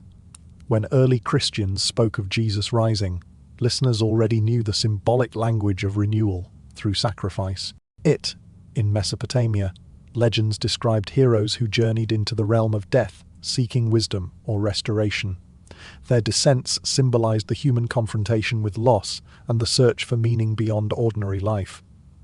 These journeys created an archetypal path: descent, trial, revelation, return. Though Jesus' story carries unique significance, it resonates because it follows this ancient pattern. The path of facing darkness to reveal truth is older than recorded history itself. In Greek stories, the moral teacher often appeared as a wandering sage who challenged injustice with gentle authority. Figures like Orpheus, Pythagoras, and even Socrates embodied aspects of this archetype. They taught that virtue required reflection, compassion demanded action, and wisdom asked for humility. Early listeners hearing Jesus' teachings recognized echoes of these earlier voices, not because the stories were identical, but because the human search for guidance had taken form. Persian tradition shaped another crucial archetype, the righteous one who confronts cosmic darkness. Zoroastrianism imagined savior figures who would restore harmony at the end of time, defeating evil and renewing creation. Though distinct from later Christian beliefs, this framework prepared ancient minds to imagine a world transformed by a single life. When Christians described Jesus as light entering darkness, the symbolism resonated with stories already familiar across the Near East. These parallels do not diminish the uniqueness of Jesus' life. Instead, they reveal how ancient cultures expressed shared human desires through similar symbols. Archetypes repeat because they speak to something foundational: our longing for justice, our hope for renewal, our need for compassion, our dream of transcending suffering. Jesus' story moved through these themes with profound simplicity, offering a new expression of truths humanity had been shaping for thousands of years. When early Christians told the story of Jesus, they did so in a world already fluent in symbolic language. His birth, teachings, death, and resurrection resonated not only because they described historical events, but because they touched archetypes older than memory. People recognized in him the teacher, the healer, the sacrifice, and the risen one, figures their ancestors had long imagined, though never in this exact form. His story felt deeply. These archetypal echoes help explain why Christianity spread so quickly across cultures. People from distant lands heard the story and recognized familiar patterns, yet transformed into something profoundly compassionate. Jesus embodied not just one tradition, but a convergence of many, expressed through a singular life. This convergence made his message accessible, resonant, and emotionally compelling, opening a path where ancient hopes could finally settle into a new spiritual vision. Today, as we move deeper into the story of early Christianity, these archetypes serve as quiet guides. They remind us that spiritual traditions rarely emerge from emptiness. They blossom from centuries of shared imagination. In understanding the older patterns behind Jesus' story, we gain a richer sense of how Christianity absorbed, reinterpreted, and illuminated ancient wisdom. And from this foundation, we now explore how early Christians shaped rituals and structures inherited. What ancient rituals do modern believers unknowingly reenact? The question drifts like incense through a dim sanctuary, inviting us to step gently across the boundaries of time. When we imagine the early Christian world, we often picture something entirely new: fresh teachings, unfamiliar symbols, a spiritual path unlike anything before it. But when we look closely, we find that many of Christianity's most sacred practices were shaped long before the first churches opened their doors. Instead of diminishing their meaning, this continuity reveals a deeper connection: that human beings across ages sought purification, renewal, forgiveness, and communion in remarkably similar ways. Consider baptism. Long before Christians stepped into water to symbolize rebirth, ancient civilizations used ritual washing as a way to mark the passage from one state of being to another. In Egypt, the priests purified themselves daily before entering the temples, washing away the dust of the world to approach the divine with clarity. In Mesopotamia, sacred rivers held the power to cleanse spiritual impurity, their flowing waters believed to carry sins into the depths. Even in Jewish tradition, The mikveh stood at the center of ritual purification long before Jesus' time. When Christianity adopted baptism, it wove together these ancient threads into a powerful new symbol: immersion into water as death to the old self and emergence into a renewed life. Communion carries echoes just as ancient. Sacred meals appear everywhere in the ancient world. Feasts offered to gods, meals reenacting mythic events, communal gatherings that bound people to their deities and to one another. The Greeks shared ritual bread and wine in honor of Demeter and Dionysus, believing that the feast brought them closer to divine presence. In the Mithraic mysteries, initiates participated in a sacred banquet symbolizing the cosmic victory of their god. These meals were not about consumption, they were acts of unity, remembrance, and transformation. When early Christians gathered to break bread and share wine, they were participating in a familiar pattern, but infusing it with new meaning through the memory of Jesus' final supper and the promise of divine companionship. Anointing, too, has deep roots. Oils infused with herbs and resins were used in Egypt to prepare both kings and the dead, marking bodies with protection and sacred purpose. In the Near East, oil set apart prophets, warriors, and holy individuals, symbolizing both healing and consecration. By the time early Christians began anointing the sick and blessing believers, the act carried thousands of years of spiritual weight.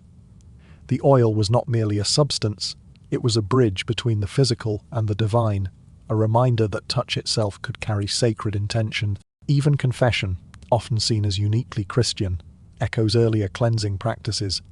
Ancient peoples believed that hidden wrongdoing weighed upon the soul, disturbing both inner harmony and outward fortune. In Mesopotamia, individuals whispered confessions to the gods in hopes of restoring balance. Egyptian texts include negative confessions, where the deceased declared the wrongs they had committed, seeking alignment with truth before judgment. The idea that spoken acknowledgement could heal the spirit was already part of humanity's sacred vocabulary. Christianity transformed this instinct into a moral and communal practice, an invitation to honesty, humility, and renewal. As we wander through the ancient temples and shadowed initiation chambers of earlier ages, the continuity becomes clear. Christianity did not invent symbolic washing, sacred meals, anointing, or confession. Instead, it gathered these ancient human gestures and wove them into a unified spiritual path, giving them new interpretation and emotional depth. In doing so, it connected its followers not only to Jesus' teachings, but to something far older, a shared spiritual language passed quietly through generations. This continuity does not weaken the sacraments, it strengthens them. It suggests that when Christians enter the water, share a cup, receive oil, or speak from the heart, they are participating in a lineage that stretches back beyond written memory, back to a time when early humans first tried to express their longing for cleansing, connection, healing, and forgiveness.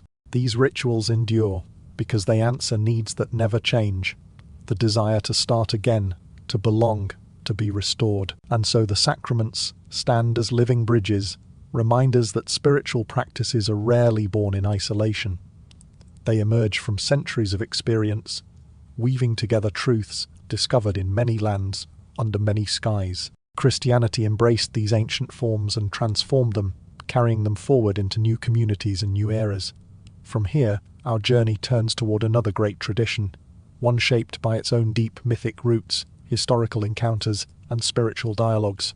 As we move into the world of Islam, we find a faith that both inherits and reshapes the ancient stories, symbols, and rituals that have traveled across continents and millennia, forming the shared heritage of humankind. What forgotten myths and beliefs shaped Arabia before Islam's revelation? The question echoes through the deserts, where ancient winds once carried more than just the scent of spice and incense.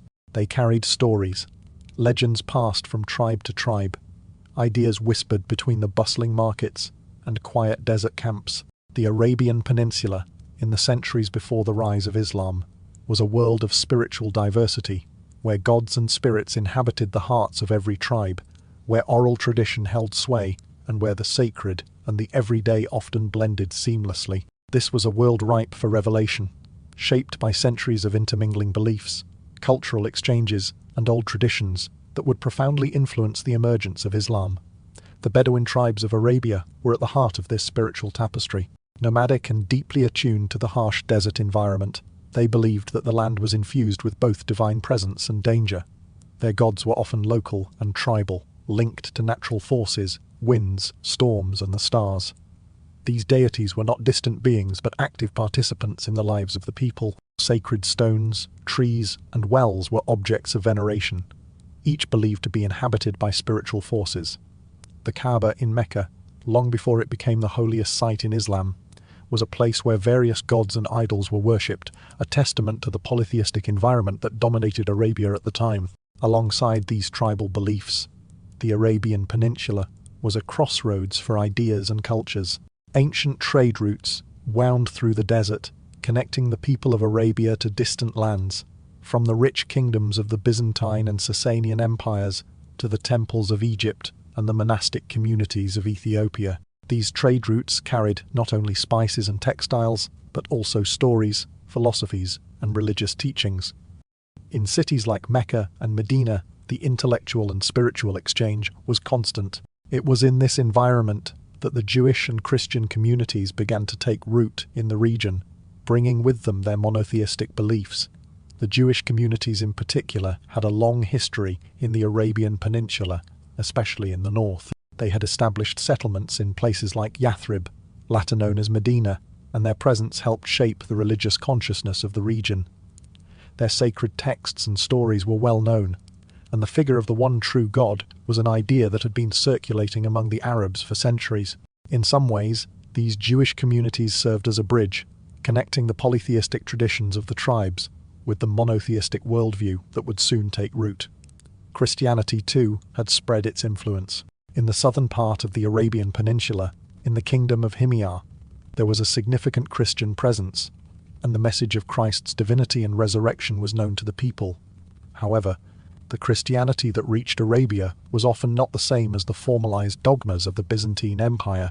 It was a Christianity shaped by local sects, such as the Nestorians and Monophysites, whose beliefs often differed from the Orthodox Christian doctrines emerging in the Roman Empire. These groups emphasized the divinity of Christ, but did not align with the Nicene Creed, which would later be adopted by the mainstream Christian Church.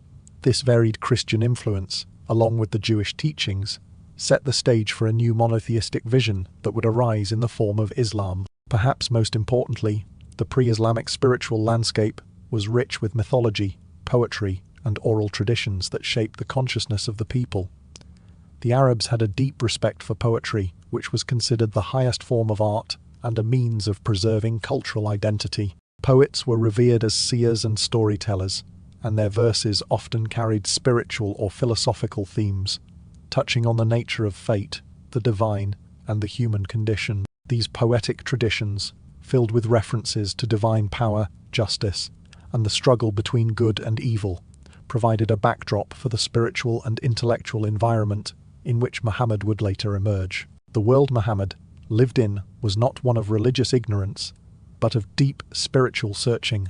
In the midst of polytheism, Jewish and Christian influences, and a rich tradition of oral storytelling, the Arab world was ready for a new, clarifying message, one that would bring a clear, unified vision of God and a call for moral transformation.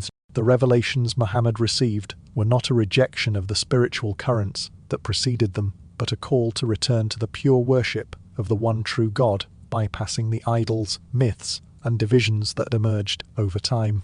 As we now transition into the story of Islam's emergence, we begin to see how Muhammad's revelations integrated and transformed the spiritual ideas that had long circulated through Arabia. The monotheistic message of Islam did not arise in a vacuum, but built upon the traditions of Judaism, Christianity, and the indigenous beliefs of Arabia. It was a message that sought to bring clarity, unity, and a return to the original divine teachings, drawing from the wisdom of many ancient traditions, while also creating something entirely new. The next section will explore how Islam integrated these older beliefs and ideas, providing a new path for spiritual understanding and communal living. What ancient stories did Islam preserve, and what truths did it retell differently? The question opens a quiet path through familiar landscapes, tales of prophets, wandering tribes, divine covenants, and revelations carried across deserts. When Islam emerged in the 7th century, It did not see itself as a new religion rising from unfamiliar ground. It understood its message as a return, a restoration of the ancient monotheism that linked Jews, Christians, and countless seekers before them. In the Quran, and the past does not disappear. It speaks again, but with renewed clarity. Islam's relationship with Judaism is evident from its very foundations. Abraham, or Thifi Ibrahim, stands at the center, not only as a patriarch, but as the archetype of pure submission to God. His story unfolds with familiar themes: the departure from his homeland, the test of sacrifice, the promise of descendants as numerous as the stars. Yet Islam retells these events with subtle differences that shift their emphasis. In the Quranic version, the focus turns toward unwavering trust. Abraham, as a model for all who choose faith over fear. The story of his near sacrifice, often associated with Isaac in Jewish tradition, becomes tied to Ishmael, reflecting the lineage from which Muslims trace their spiritual heritage. What matters most is the devotion, not the detail. The timeless lesson remains intact. Other figures also cross the boundaries of tradition. Moses, Musa, appears in the Quran, and more often than any other prophet. His story mirrors the Hebrew Bible, the plagues, the parting sea, the giving of the law. Yet the Quran paints him with a new emotional resonance. Moses is not only a leader, but a man who grapples with doubt and responsibility, whose conversations with God carry the intimacy of a teacher guiding a beloved student. The familiar tale becomes a lesson in resilience, a reminder that even the chosen falter and rise again. Jesus, Isa, stanza, another sacred intersection between traditions. The Quran affirms his miraculous birth, his healing touch, his moral teachings, and his role as the Messiah. But it reframes his identity, placing emphasis not on divinity, but on prophethood. He becomes part of the chain of messengers, stretching back to Noah and forward to Muhammad. His story, honored yet reinterpreted, bridges Christianity and Islam with gentle familiarity. Even Mary, Maryam, receives a place of profound respect, with an entire chapter named in her honor. Her figure becomes a symbol of purity, faith, and divine closeness, transcending divisions between faiths. Islam also retains earlier imagery of the final judgment, resurrection, and the weighing of deeds, motifs known in Jewish apocalyptic traditions and early Christian teachings. The Quran gathers these themes and arranges them into a vision both vivid and compassionate, a day when every soul stands before the Creator, not to face an arbitrary fate, but to encounter the results of its own choices. The symbolic scales recall ancient traditions, yet Islam infuses them with a universal sense of accountability and hope. These continuities reveal something profound. Islam did not seek to erase what came before. It sought to clarify. Where stories had fractured into conflicting interpretations, Islam offered a unified thread. Where earlier texts emphasized specific peoples, the Quran extended its message to all humanity. This shift from tribal or national identity to universal monotheism gave Islam the feeling of both a return and an expansion, ancient roots reaching toward a broader sky. Even the notion of scripture itself reflects continuity. Muslims believe the Quran descended as a final revelation, not replacing earlier texts, but correcting distortions and preserving truths lost over time. This belief echoes the idea that divine wisdom has always flowed through the world, appearing in many languages through many prophets for many communities. Islam's contribution was not to rewrite the story, but to gather its scattered chapters into a single, flowing narrative. As we look at these intersections, a quiet realization forms. The Abrahamic traditions are less like separate trees and more like branches growing from a deep, shared trunk. Their stories echo each other because they grew from the same soil of ancient memory. And yet, beneath the surface of Scripture lies another layer, a world of mythic and mystical imagery that shaped Islamic thought in ways both subtle and profound. From poetic visions of the heavenly realms to the philosophical insights of early sages, the next chapter leads us deeper into the spiritual imagination of Islam, where ancient symbols take on new life beneath the desert stars. Where did the beings of Islamic cosmology come from, and why do they feel so ancient? The question lingers in the air, stirring the imagination, as we delve into the mystical layers of Islam's spiritual universe. Beyond the earthly realm, Islam describes a vast, unseen world, teeming with celestial beings and cosmic forces that shape the very fabric of existence. It is a world where angels, jinn, and supernatural forces interact with the mortal plane in ways that echo ancient mythologies from Mesopotamia, Persia, and beyond. These entities, some of fire, some of light, some of shadow, are not mere metaphors. They are part of the intricate system of cosmic order that Islam inherited and redefined. At the heart of Islamic cosmology stand the Fivi Malaka, the angels. In the Quran, angels are portrayed as powerful, ethereal beings created from light, assigned to various duties by Allah. They serve as agents of divine will, guiding, protecting, and recording the deeds of humans.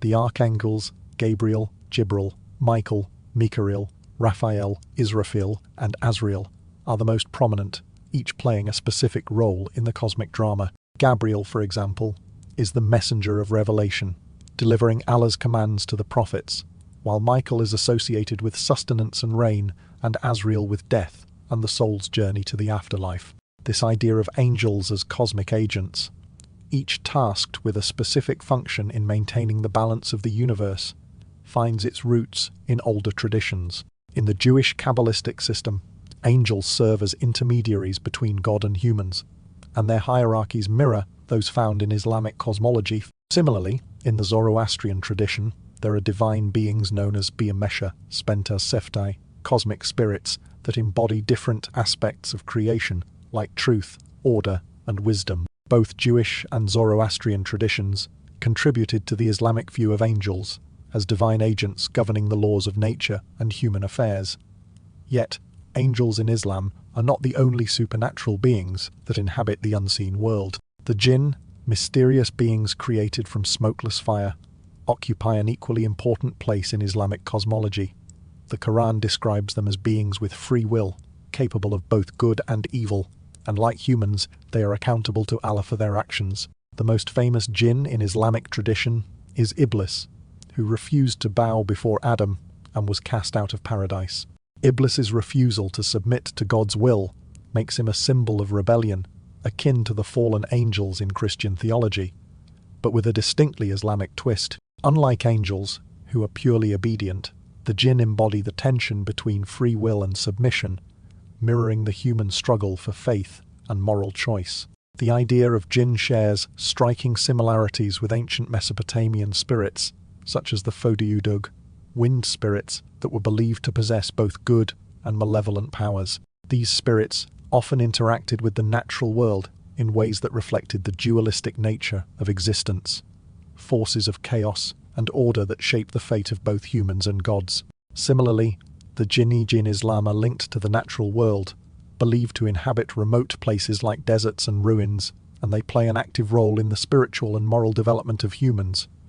Both angels and jinn exist within a complex, layered cosmos. Islamic cosmology describes multiple heavens and worlds, each with its own set of angels, celestial beings, and cosmic laws.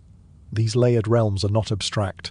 They are tangible, existing alongside the earthly realm, where the souls of the righteous ascend after death. The Quran frequently refers to the seven heavens, each one higher than the last, a reflection of the divine order. The first heaven is where angels perform their duties. The second is the realm of the righteous, and the seventh is the abode of Allah's throne. This idea of a structured, multi-layered cosmos mirrors earlier Near Eastern ideas of the heavens, such as the Sumerian belief in a multi-tiered universe where gods resided in various celestial domains. Islam also shares with Zoroastrianism the concept of cosmic struggle. Just as Zoroastrianism teaches that the forces of light, led by Ahura Mazda, battle the dark spirits of Angra Mainyu, Islam envisions a cosmic battle between the forces of good and evil, with angels and jinn aligned on opposite sides. The Day of Judgment, a central theme in Islamic eschatology, will see the final confrontation between these forces, with the righteous rewarded and the wicked punished. This apocalyptic vision is shared with both Judaism and Christianity, but the Islamic portrayal, enriched by its angelic and jinn-based cosmology, offers a unique perspective on the cosmic struggle between light and darkness. The beauty of Islamic cosmology lies in its mysticism. The Quran invites believers to reflect not only on the physical world, but also on the unseen world that surrounds them. This invisible realm home to angels, jinn, and cosmic forces offers a space for reflection on the divine mysteries. It is a world that connects the spiritual to the physical, the mortal to the immortal. The poetry of Rumi, the mystical insights of Sufism, and the broader Islamic tradition often speak of this unseen world in beautiful, ethereal terms, inviting believers to see the cosmic dance between light and dark, between spirit and matter, as a profound part of the human journey. In this way, Islam offers not just a monotheistic religion, but a deep engagement with the layers of reality that transcend the visible world. Its cosmology does not deny the mysteries of earlier mythologies, but reinterprets them within a new framework, connecting ancient beliefs to a universal vision of submission to the one God. As we now turn to explore the broader mythic and historical legacies of Islam, we see how these cosmic forces shape the ethical, mystical, and social dimensions of Islamic thought, enriching the lives of its followers and offering a path through the unseen world that connects all of humanity. Are many of the world's myths fragments of one ancient Indo-European story? This question resonates through the corridors of time, inviting us to look into the deep past of human storytelling. In the ancient Vedic world of India, one of the oldest surviving religious traditions, we find a strikingly rich tapestry of myths, rituals, and cosmologies that mirror stories told in distant lands, from the Greek pantheon to the Celtic legends. The Vedas, sacred texts passed down over millennia, are filled with cosmic battles, divine cycles, and creation hymns. Stories that not only shape the spiritual landscape of India, but also seem to connect with universal themes found across the Indo-European world. At the heart of Vedic mythology lies the idea of creation as a cosmic struggle. The Vedic gods, deities such as Indra, Varuna, and Agni, are not merely distant rulers of the heavens. They are active participants in a continuous battle between order and chaos, light and darkness. Indra, the thunder god and warrior, famously defeats the serpent Vivritra, who embodies drought and chaos, bringing rain and abundance back to the earth. This battle between a sky god and a serpentine force reflects an archetype common to many ancient cultures, one that also appears in Mesopotamian, Greek, and later Christian traditions. Just as Zeus defeats the primordial serpent Typhon, and Yahweh conquers the Leviathan, so does Indra's victory symbolize the triumph of divine order over cosmic disorder. But the Vedas do not stop at heroic battle and divine struggle. They offer an even deeper vision of existence, one rooted in cyclical time and eternal renewal. The concept of time as an endless wheel where creation and destruction are in constant motion is a central theme in Vedic cosmology. The gods themselves are caught in the rhythm of this cosmic cycle, constantly engaged in the creation and dissolution of the universe. This idea of cosmic cycles, Kalpasad in Hindu thought, suggests that time is not linear but cyclical with each era or yuga, bringing with it both creation and eventual destruction. The Hindu worldview, as seen in the Vedas, teaches that life is a never-ending cycle of birth, death, and rebirth, where each epoch builds upon the last, but none is permanent. What is striking is how these themes, prevalent in Vedic mythology, echo across different mythological traditions, suggesting a shared mythic ancestry. In the wider Indo-European world, we find similar motifs: sky gods who battle serpentine forces, world trees that connect heaven, earth, and the underworld, and heroic archetypes that engage in cosmic struggles. The Indo-European gods of the ancient Greeks, Romans, and Celts, for example, share many qualities with their Vedic counterparts.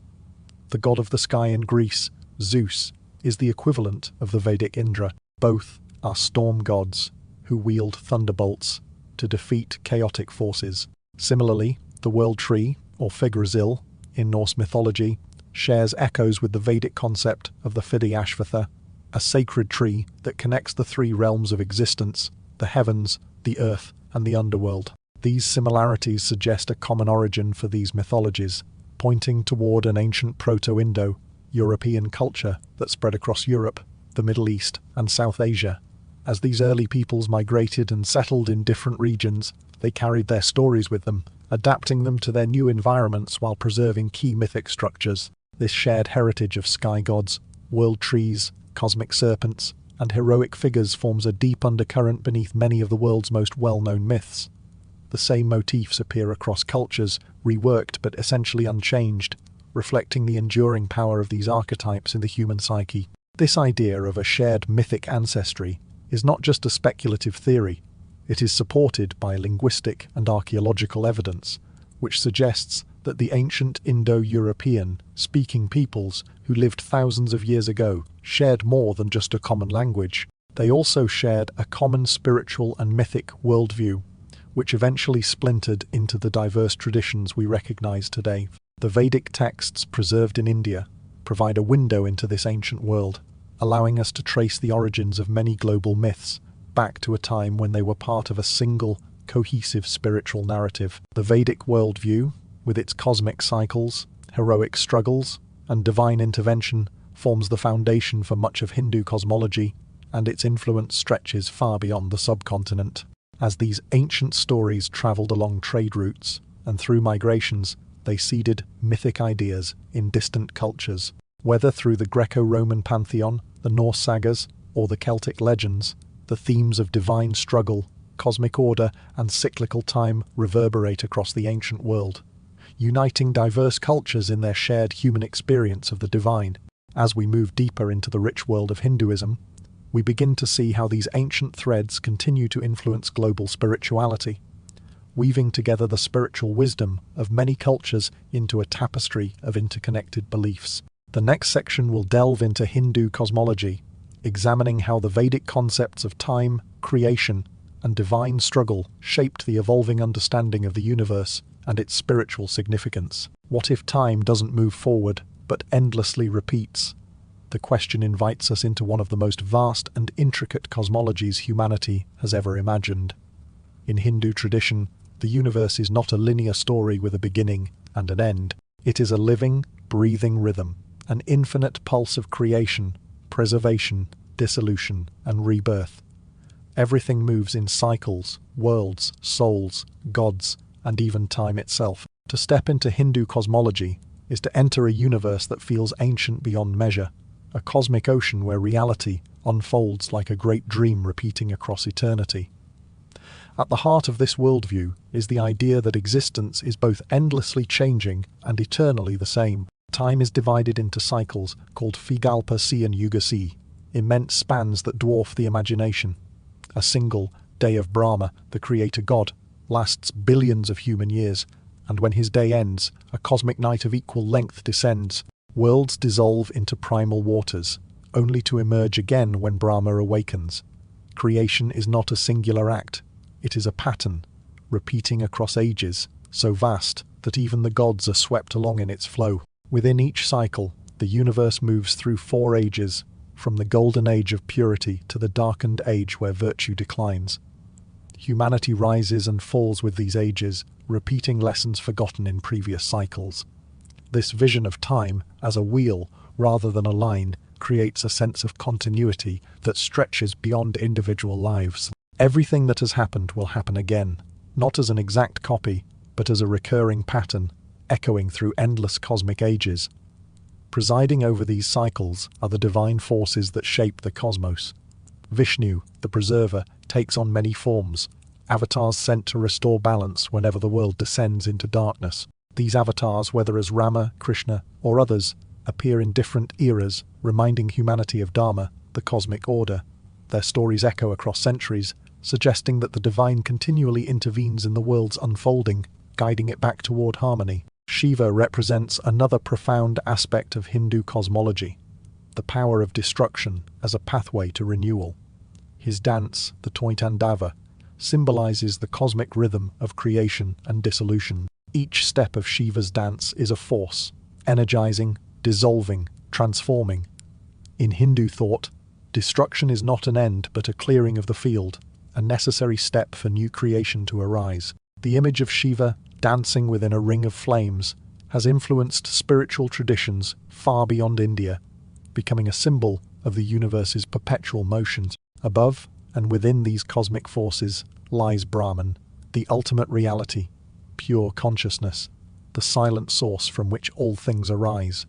While gods and worlds change, Brahman remains unchanged. The soul, Atman, is believed to be identical with Brahman, suggesting that consciousness itself is eternal, moving through lifetimes as part of a long journey toward realization. This concept of an eternal soul seeking liberation became one of India's greatest contributions to global metaphysics, influencing Buddhism, Jainism, and later Western esoteric traditions. Buddhism inherited from Hindu cosmology the idea of multiple realms of existence, from heavens inhabited by radiant beings to lower realms shaped by suffering and illusions. Taoist traditions in China echoed similar ideas of cyclical balance, cosmic harmony, and the interplay of creation and dissolution. Even Western mystical traditions, especially during the Renaissance and later in Theosophy, found inspiration in Hindu cosmology, borrowing its concepts of reincarnation,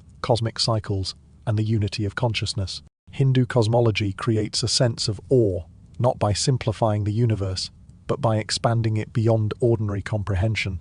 It imagines multiple realms, some physical, some subtle, connected through layers of existence. The Lokasid, or worlds, span from earthly life to heavenly dimensions, while beneath them lie realms shaped by desire, illusion, and karmic consequence.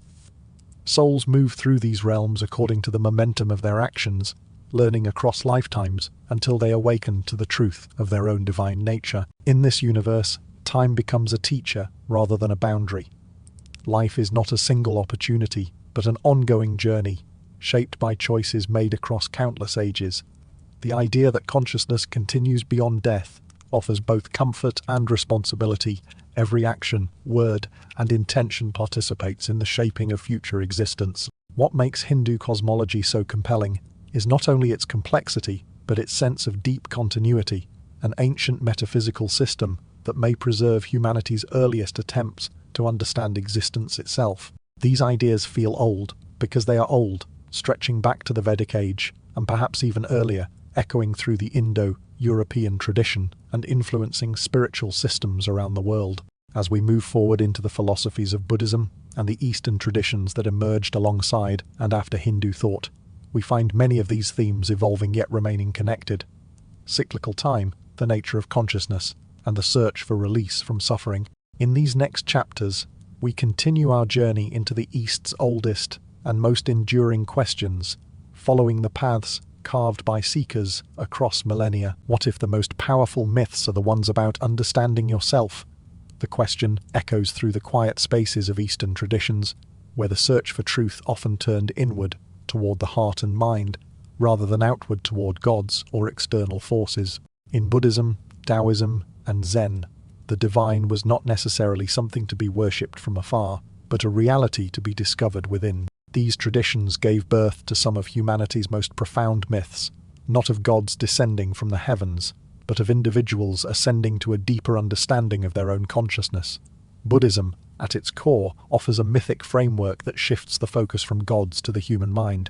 The story of the Buddha, Siddhartha Gautama, is one of personal transformation rather than divine intervention. Born into luxury, Siddhartha's awakening came not from an encounter with the supernatural, but from a confrontation with suffering, impermanence, and the nature of the self. His journey into the wilderness, his meditation under the Bodhi tree, and his realization of the Four Noble Truths and the Eightfold Path symbolize the inner myth of human liberation. It is a journey of psychological and spiritual transformation, shedding attachments, understanding the nature of suffering, and realizing the interconnectedness of all things. The Buddha's story is one of awakening rather than creation. The mythic arc is not about the world being made, but about the potential of the individual to awaken to the truth of their own existence. This emphasis on self-realization, mindfulness, and the dissolution of ego resonates deeply within modern spiritual movements, even if many of its origins are forgotten. It is a path of inner exploration, not external conquest, leading to peace, wisdom, and the liberation from suffering. This inner myth is universally human, reflecting the universal struggle to understand the self, its desires, its fears, and its potential. Taoism, born in China, brings a similar focus on inner harmony, though expressed through a different set of metaphors. The Taoist myth centers around the idea of sental, the natural flow or path of the universe. But unlike other spiritual systems that focus on a god's will or divine commandments, Taoism teaches that the path to wisdom lies in attuning oneself to the inherent flow of nature. The Tao Te Ching, attributed to Laozi, speaks of the Tao as something that cannot be described directly, but can be understood by those who seek to live in accordance with its principles. The myth here is not of divine forces conquering the world, but of individuals learning to align themselves with the rhythms of nature, accepting the simplicity of Fin Hui Wei, effortless action, and finding peace through balance rather than struggle. In Taoism, the focus is on transcending the artificial distinctions of the material world and realizing a deeper, eternal order. The metaphor of the Findawan Taoyi as a river is one of the most enduring images, suggesting that, just as a river flows naturally and effortlessly around obstacles, the wise person flows through life with ease, moving in harmony with the universe. This is not a myth of gods acting, but a myth of human beings understanding and harmonizing with the forces that are already present within and around them. Zen Buddhism, which evolved from these traditions, further simplifies the approach to liberation, focusing on direct experience and intuitive understanding. Zen's emphasis on think-answered paradoxical questions or riddles, meant to transcend logical thinking, encourages the seeker to break free from the limitations of the rational mind. The myth here is one of breaking through the veil of conceptual thought to experience reality, beyond labels, beyond distinctions. Zen teachings often emphasize the power of ordinary experience. The sound of a bell, the act of sitting in meditation, the simplicity of daily life, profoundly transforming the seeker's understanding of the world and their place in it. What unites Buddhism, Taoism, and Zen is their inward focus. Rather than seeing salvation in an external deity or a mythical creator, these traditions place the key to transformation within the individual. The myths they tell are not about heroic gods or cosmic battles, but about the mind and its potential for awakening, balance, and understanding. These are myths of human possibility, suggesting that the greatest journey is the one we take inside ourselves. The myths speak to the universal human struggle for inner peace, wisdom, and liberation from the cyclical patterns of suffering and attachment. Surprisingly, these ancient traditions have influenced the spiritual and mystical practices of the West in subtle yet profound ways. Western mystics, alchemists, and modern spiritual seekers, often without knowing their origins, have drawn from these Eastern ideas, embracing practices of meditation, mindfulness, and self-discovery. The quest for inner transformation, the idea that the path to enlightenment lies within, echoes across centuries of Western esotericism, from the early Christian Gnostics to the Renaissance alchemists, who sought not just to turn base metals into gold, but to purify the soul. Buddhism, Taoism, and Zen offer us a powerful reminder that the most profound myths are not always about divine figures descending from the heavens to redeem humanity. Sometimes, the most powerful myths are about understanding ourselves, about peeling back the layers of illusion and discovering the simplicity and peace that lies at the heart of existence. In their quiet wisdom, these traditions guide us inward, showing us that the key to transformation is not found in the external world, but in the depths of our own consciousness. As we transition into the next chapter, we move from these deeply personal mythologies to explore lost or suppressed myths, stories that never became major religions but have shaped the human psyche just as deeply. These forgotten threads of belief offer insights into the unseen realms of human spirituality and imagination. What beliefs vanished before they had the chance to shape history? This question resonates like a faint whisper, leading us into the shadows of ancient civilizations whose names are only half remembered and whose myths have barely survived the tides of time. In the vast sweep of history, many great empires rose and fell, their stories etched into the stones of temples and the scrolls of scribes. But there are civilizations whose myth systems almost vanished entirely, lost to time, to war, to the quiet decay of forgotten ruins. Today, we can only glimpse fragments of their stories, pieces of a once thriving cultural tapestry that remain hidden in broken tablets, crumbling seals, and obscure symbols. Among these lost civilizations, the Hittites stand as a powerful example. Once rulers of a vast empire in Anatolia, modern-day Turkey, their myths were intertwined with the gods and forces of the natural world. Yet much of their religious literature was lost when their empire collapsed around 1200 BCE. What little we know about Hittite beliefs comes from a handful of inscriptions and mythological fragments, many of which speak of gods that parallel those in Greek and Mesopotamian mythology: sky gods, storm deities, and divine twins. Their myth of the god Kumarbi and his struggle with the storm god Teshub bears striking similarities to the Sumerian stories of Enlil and the Babylonian epic of Marduk's battle with Tiamat. These echoes suggest an even older, shared mythological framework across the ancient Near East, with themes of chaos and order, divine conflict, and the cycle of creation and destruction. The Minoans, whose civilization flourished on the island of Crete long before the Greeks reached their height, also left behind only tantalizing remnants of their religious practices. Their famous bull, leaping frescoes, labyrinthine palaces, and the mysterious symbols of their writing system, the linear script, remain enigmatic. While their gods and myths remain obscure, scholars have speculated that they worshipped a fertility goddess, possibly akin to the Earth Mother. Figures found throughout the ancient Mediterranean, the Minoan bull, which featured so prominently in their art, might have symbolized the forces of nature, powerful, untamed, yet capable of bringing life. The themes of duality and balance in Minoan iconography, a goddess of fertility paired with her masculine counterpart, suggests the enduring mythic archetype of life and death, destruction and renewal. The Indus Valley civilization, one of the world's oldest urban cultures, is equally mysterious, with its advanced cities, drainage systems, and extensive trade networks. The people of the Indus Valley left behind no readable texts, only a few undeciphered seals and the remnants of their ritual objects. Yet the figures found on these seals, beast-headed deities, sacred animals, and divine figures seated in meditative postures, suggest a mythology that may have been both animistic and transcendent. Some of these motifs have parallels with later Hindu deities, including Shiva, particularly his association with sacred animals, meditation, and ascetic practices. It's unclear whether these are true continuities or later projections, but the mystery of the Indus Valley's beliefs remains one of history's great enigmas. In early Anatolia, the Anatolian civilizations of the Hittites and their predecessors shared deep mythological connections with the surrounding cultures of Mesopotamia and the Aegean. These mythologies were built around deities linked to nature, fertility, and cosmic order, gods whose stories blended themes of creation, destruction, and cosmic harmony. But as with the Hittites and the Minoans, much of their mythic content was lost as their civilizations crumbled, leaving behind only fragments.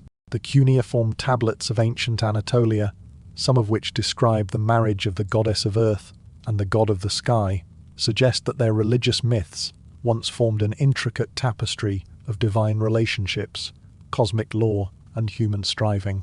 Yet, like the fragments of pottery scattered across ancient sites, these myths are now little more than pieces of an unfinished puzzle. These forgotten civilizations and their myths form a haunting tapestry, fragmented, barely understood, and largely lost. What survives, though often cryptic and incomplete, speaks of universal human themes: the struggle between light and darkness, the creation of the world from chaos, and the divine forces that shaped the fates of mortals. These archetypes were not confined to one region or one culture, but reverberated across the ancient world, influencing the beliefs of peoples far and wide. The gods of the Hittites, the Minoans, and the Indus Valley may be forgotten in name, but the fundamental themes they expressed resonate in the stories of every civilization that came after them. There is something deeply moving about the way these ancient myths survive. Like echoes from a distant past, they hint at a shared human experience of searching for meaning in a chaotic world.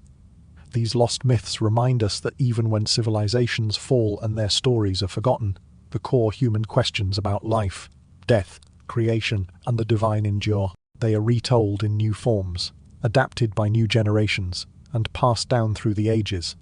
The myths of lost civilizations may be fragmented, but they are not gone. They live on in the stories that followed them, still shaping our spiritual consciousness today. As we look forward, we will explore the possibility that there may have been even older, unrecorded civilizations whose myths have left no traces in the historical record, hidden stories that may have shaped the world in ways we can no longer fully comprehend. These stories, though lost, may still be quietly guiding our journey through the mysteries of human existence. What if humanity's oldest myths come from civilizations we haven't discovered yet? The question invites us to look beyond written history into the long twilight of prehistory, where human memory blurs into imagination. Long before the first cities of Mesopotamia or the temples of Egypt, humans built structures that challenge our assumptions about the past. Their stones, carvings, and alignments whisper of organized beliefs, rituals, and mythologies far older than anything preserved in text. These traces ignite the imagination, not because they reveal advanced technology, but because they reveal 50 complexity in places where we least expect it. Göbekli Tepe, perched on a hill in modern-day Turkey, is perhaps the most striking example.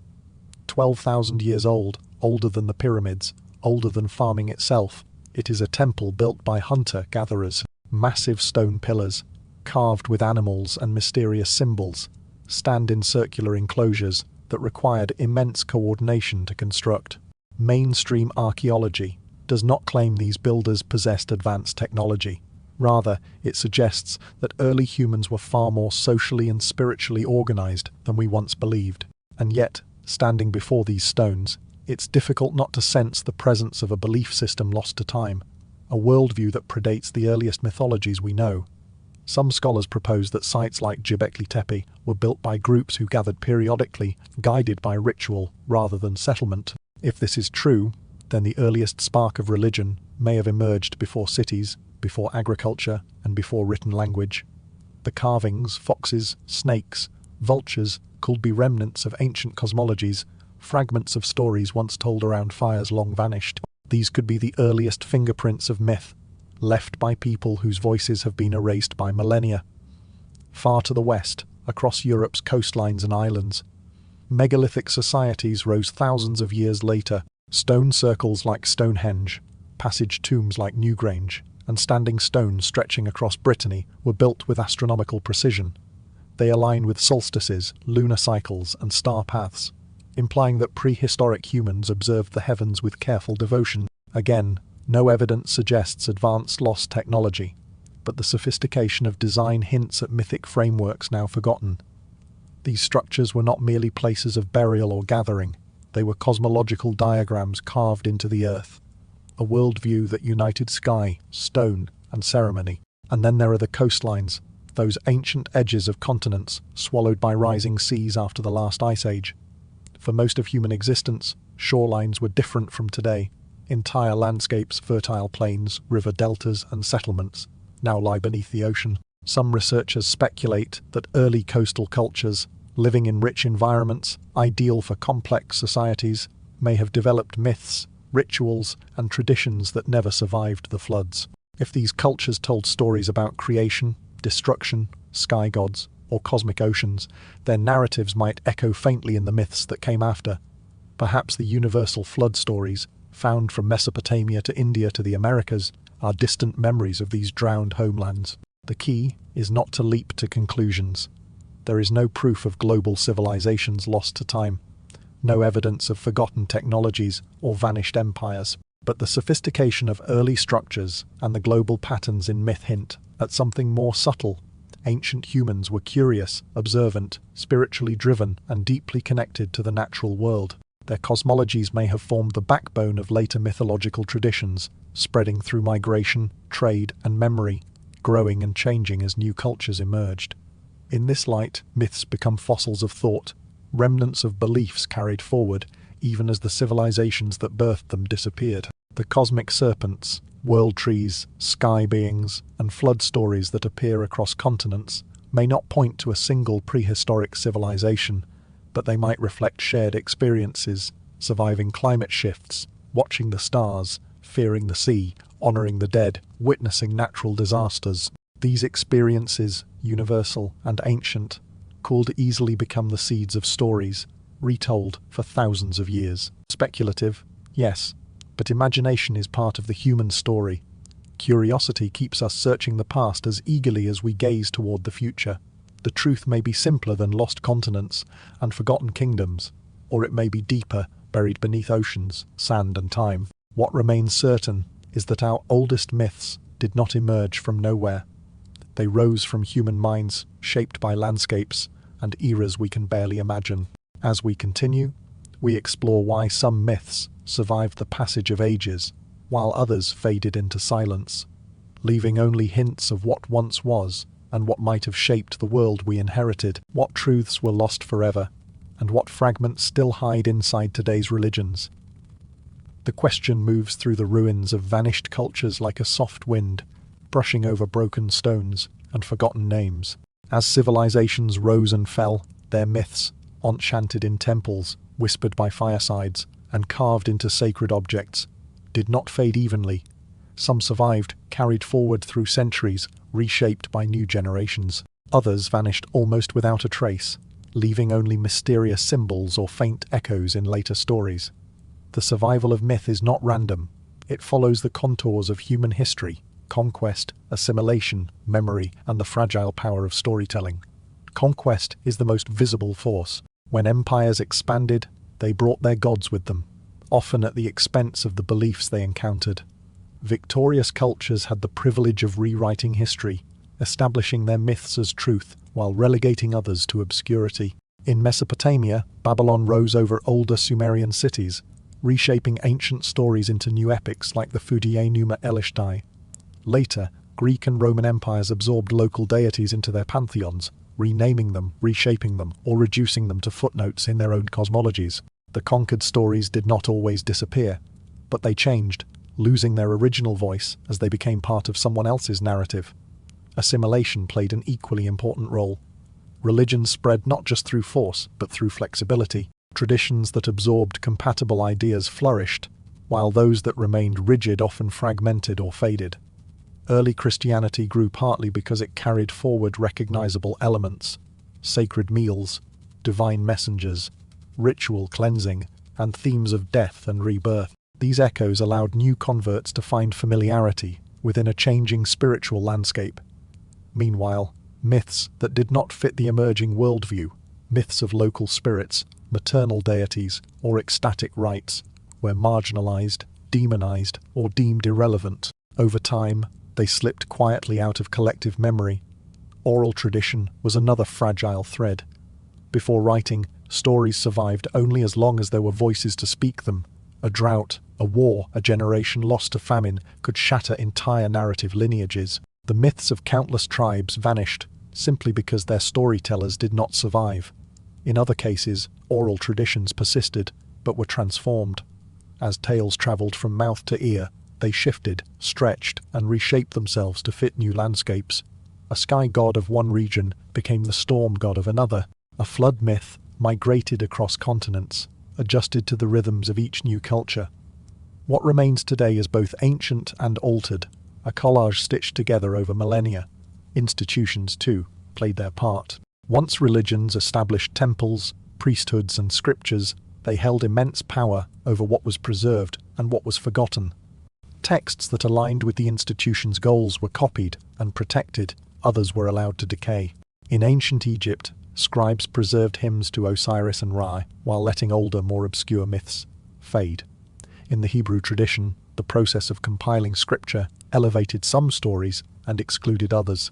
Christianity preserved writings that reinforced theological unity, leaving gospels and texts that diverged to be lost until rediscovered centuries later.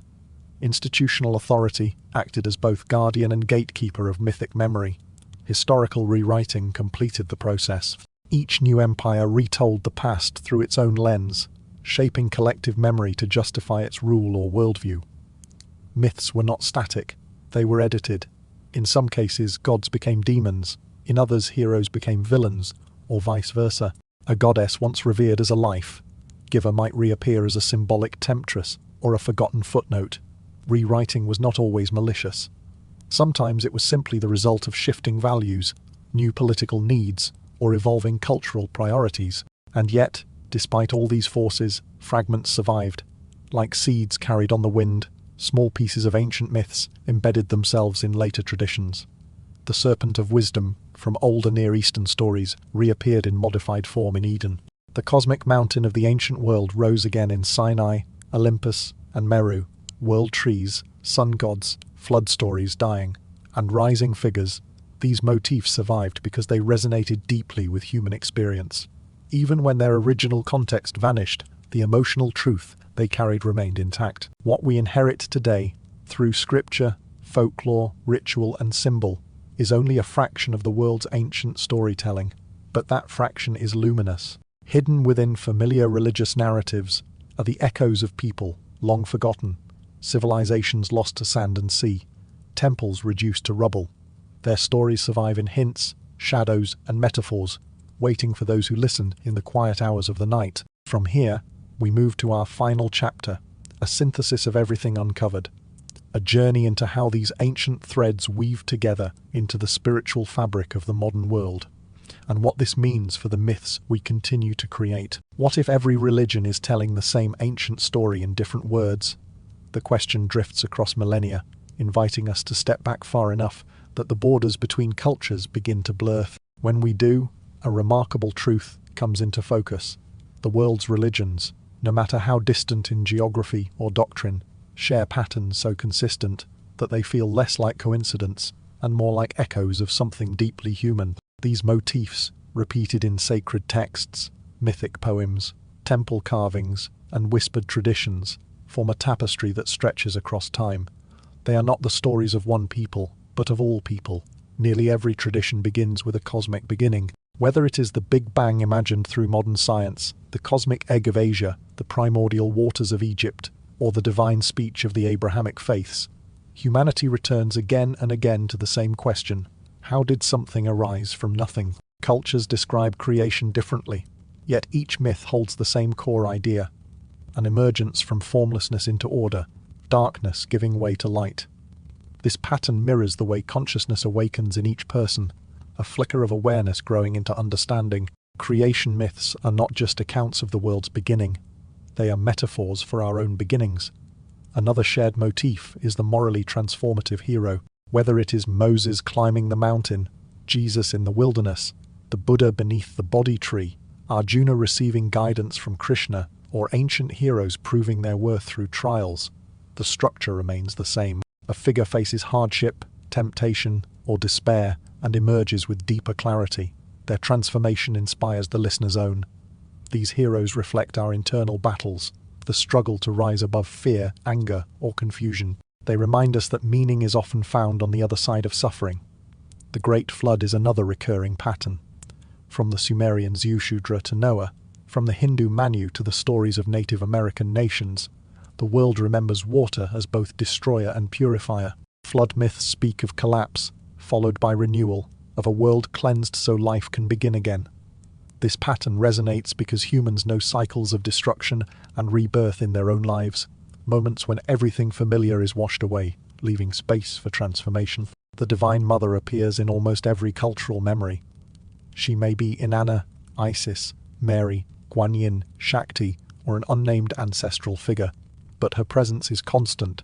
She nurtures, protects, and embodies creation's fertile power. She symbolizes the mystery of life itself, the quiet force that holds the world together. In contrast stands the Sky Father, Zeus, Yahweh, Odin, Varuna, figures of authority, thunder, vision, and law. Together, these archetypes form a pair that reflects the deep psychological need to understand the balance between care and order, softness and strength, earth and sky. Then there is the trickster, Loki, Hermes, Eshu, Krishna's playful form, Coyote, the serpent who blurs boundaries in Genesis. Tricksters unsettle certainty, challenge pride, and reveal hidden truths. They appear wherever humans wrestle with paradox, reminding us that wisdom often comes from surprise rather than stability. The underworld journey is another universal thread. Orpheus descends for love, Inanna for power, Odysseus for prophecy. Jesus enters the realm of death and returns. The Buddha faces Mara beneath the tree. Even modern stories mirror this descent, the symbolic journey into fear, grief, or confusion before emerging with renewed insight. Cultures created underworld myths, not simply to describe death, but to express the psychological reality that transformation requires facing what we hide. Finally, spiritual rebirth appears across the world. Whether framed as resurrection, enlightenment, liberation, awakening, or renewal, the theme remains: human beings long for a second beginning.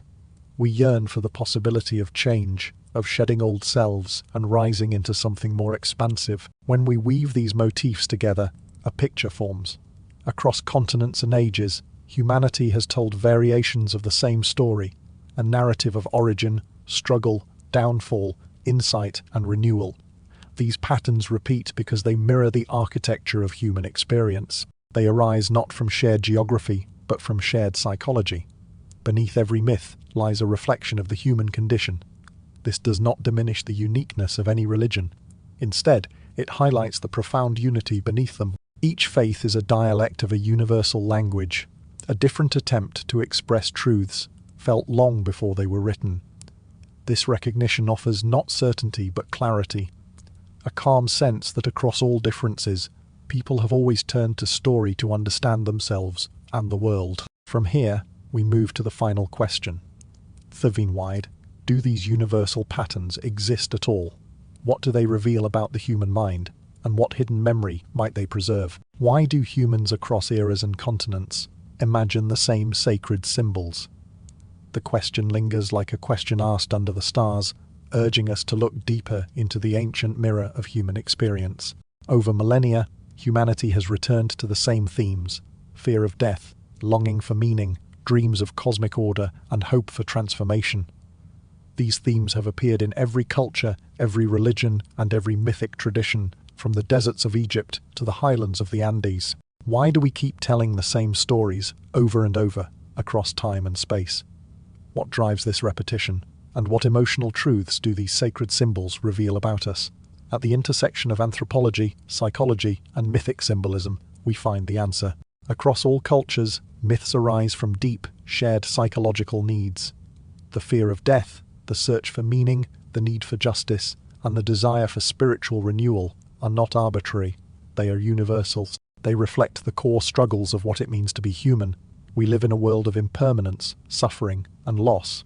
We long for connection, for understanding, for something beyond the fleeting nature of our lives. Myths are the language we use to give voice to these struggles, to search for answers in a world full of mystery. One reason these sacred symbols keep recurring is that they arise from fundamental human anxieties. The fear of death is perhaps the most primal. Whether it is the heroic journey into the underworld, as seen in Orpheus or in Anna, or the promise of resurrection in Christianity, or the renewal of the soul in Hinduism, death is a theme that humans cannot escape.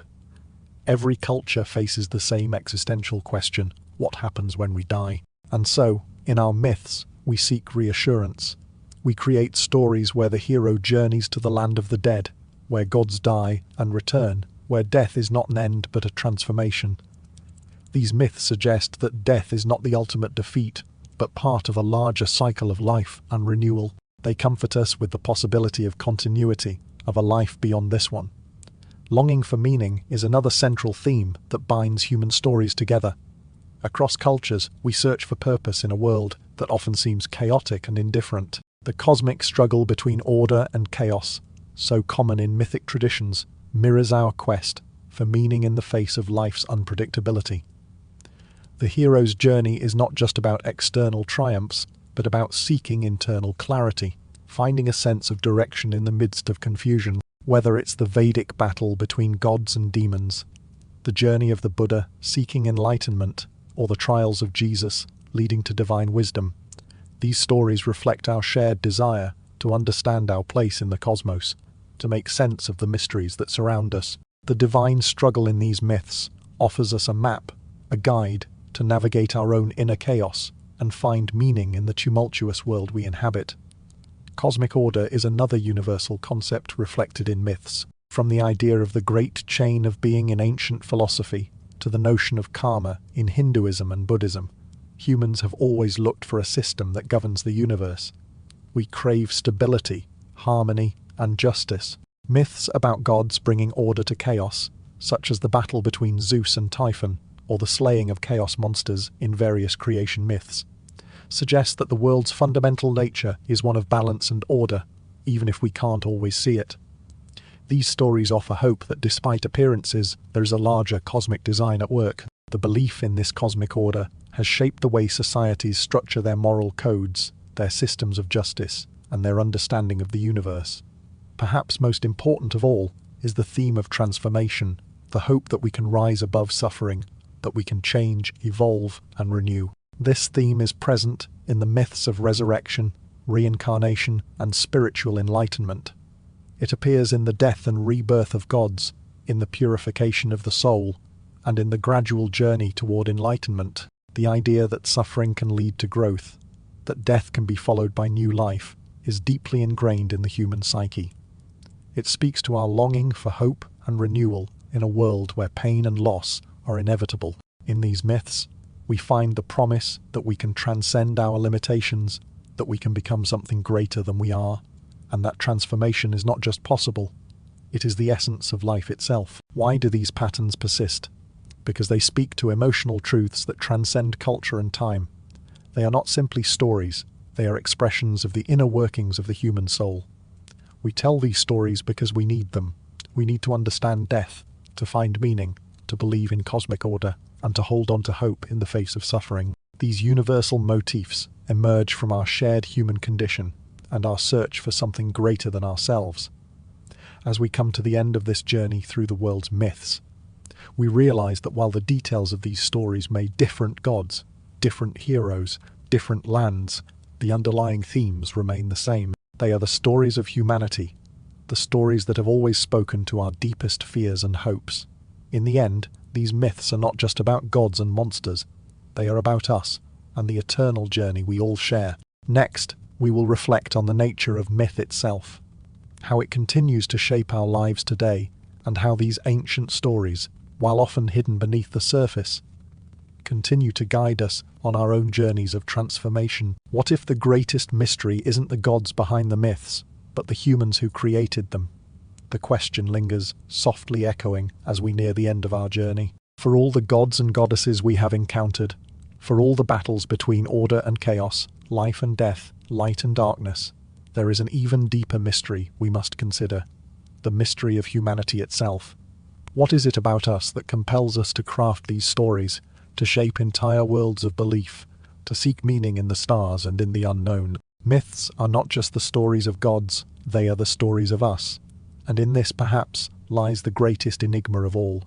Throughout this exploration, we have seen the patterns that run through all religions, patterns of creation, transformation, the cosmic struggle, and the search for redemption. These myths, handed down from generation to generation, are more than primitive tales.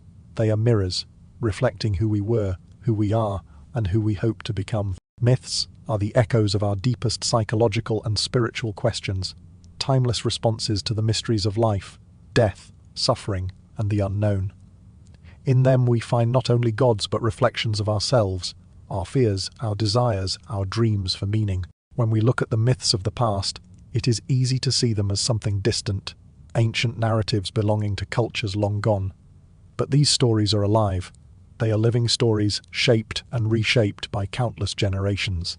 They have flowed through rivers of time, adapted to new cultures, new languages, new experiences, yet their essence remains the same. The gods may change their names, the heroes may wear different faces, but the human spirit, the desire for understanding, for transcendence, for connection with the divine, remains constant. These myths are not static or fixed, they are living entities, evolving along with the people who continue to tell them. It is this living, breathing quality that makes myths so powerful. Myths are not just relics of the past, they are tools for the present, offering us frameworks for understanding our own lives. The Divine Mother, the trickster, the journey to the underworld. These figures are not just symbolic, they are psychological and spiritual patterns that live within all of us. The hero's journey is not just something we read about in books or watch in movies, it is something we experience in our own lives, facing our own trials, suffering, and ultimate growth. The cosmic struggle between good and evil is not confined to the stories of ancient gods. It is alive in our choices, our conflicts, our moral dilemmas. These myths are not only ancient, they are relevant. They are reminders of our shared humanity and the internal forces that shape our understanding of the world. By reinterpreting religions not as rigid institutions but as living stories, we can see them not as fixed dogmas, but as evolving expressions of the human search for meaning. Every religion, in its essence, is a myth, the story of a people's struggle to understand the divine, the universe, and themselves. And just as every myth grows and changes over time, so too do the religions born from them. They adapt to new challenges, new realities, new understandings of the world. And through this adaptation, they continue to speak to us, generation after generation, guiding us through the same questions that have haunted humanity since the dawn of time. Perhaps the most profound realization is that humanity's search for meaning, the very act of questioning, of seeking, is the greatest myth of all.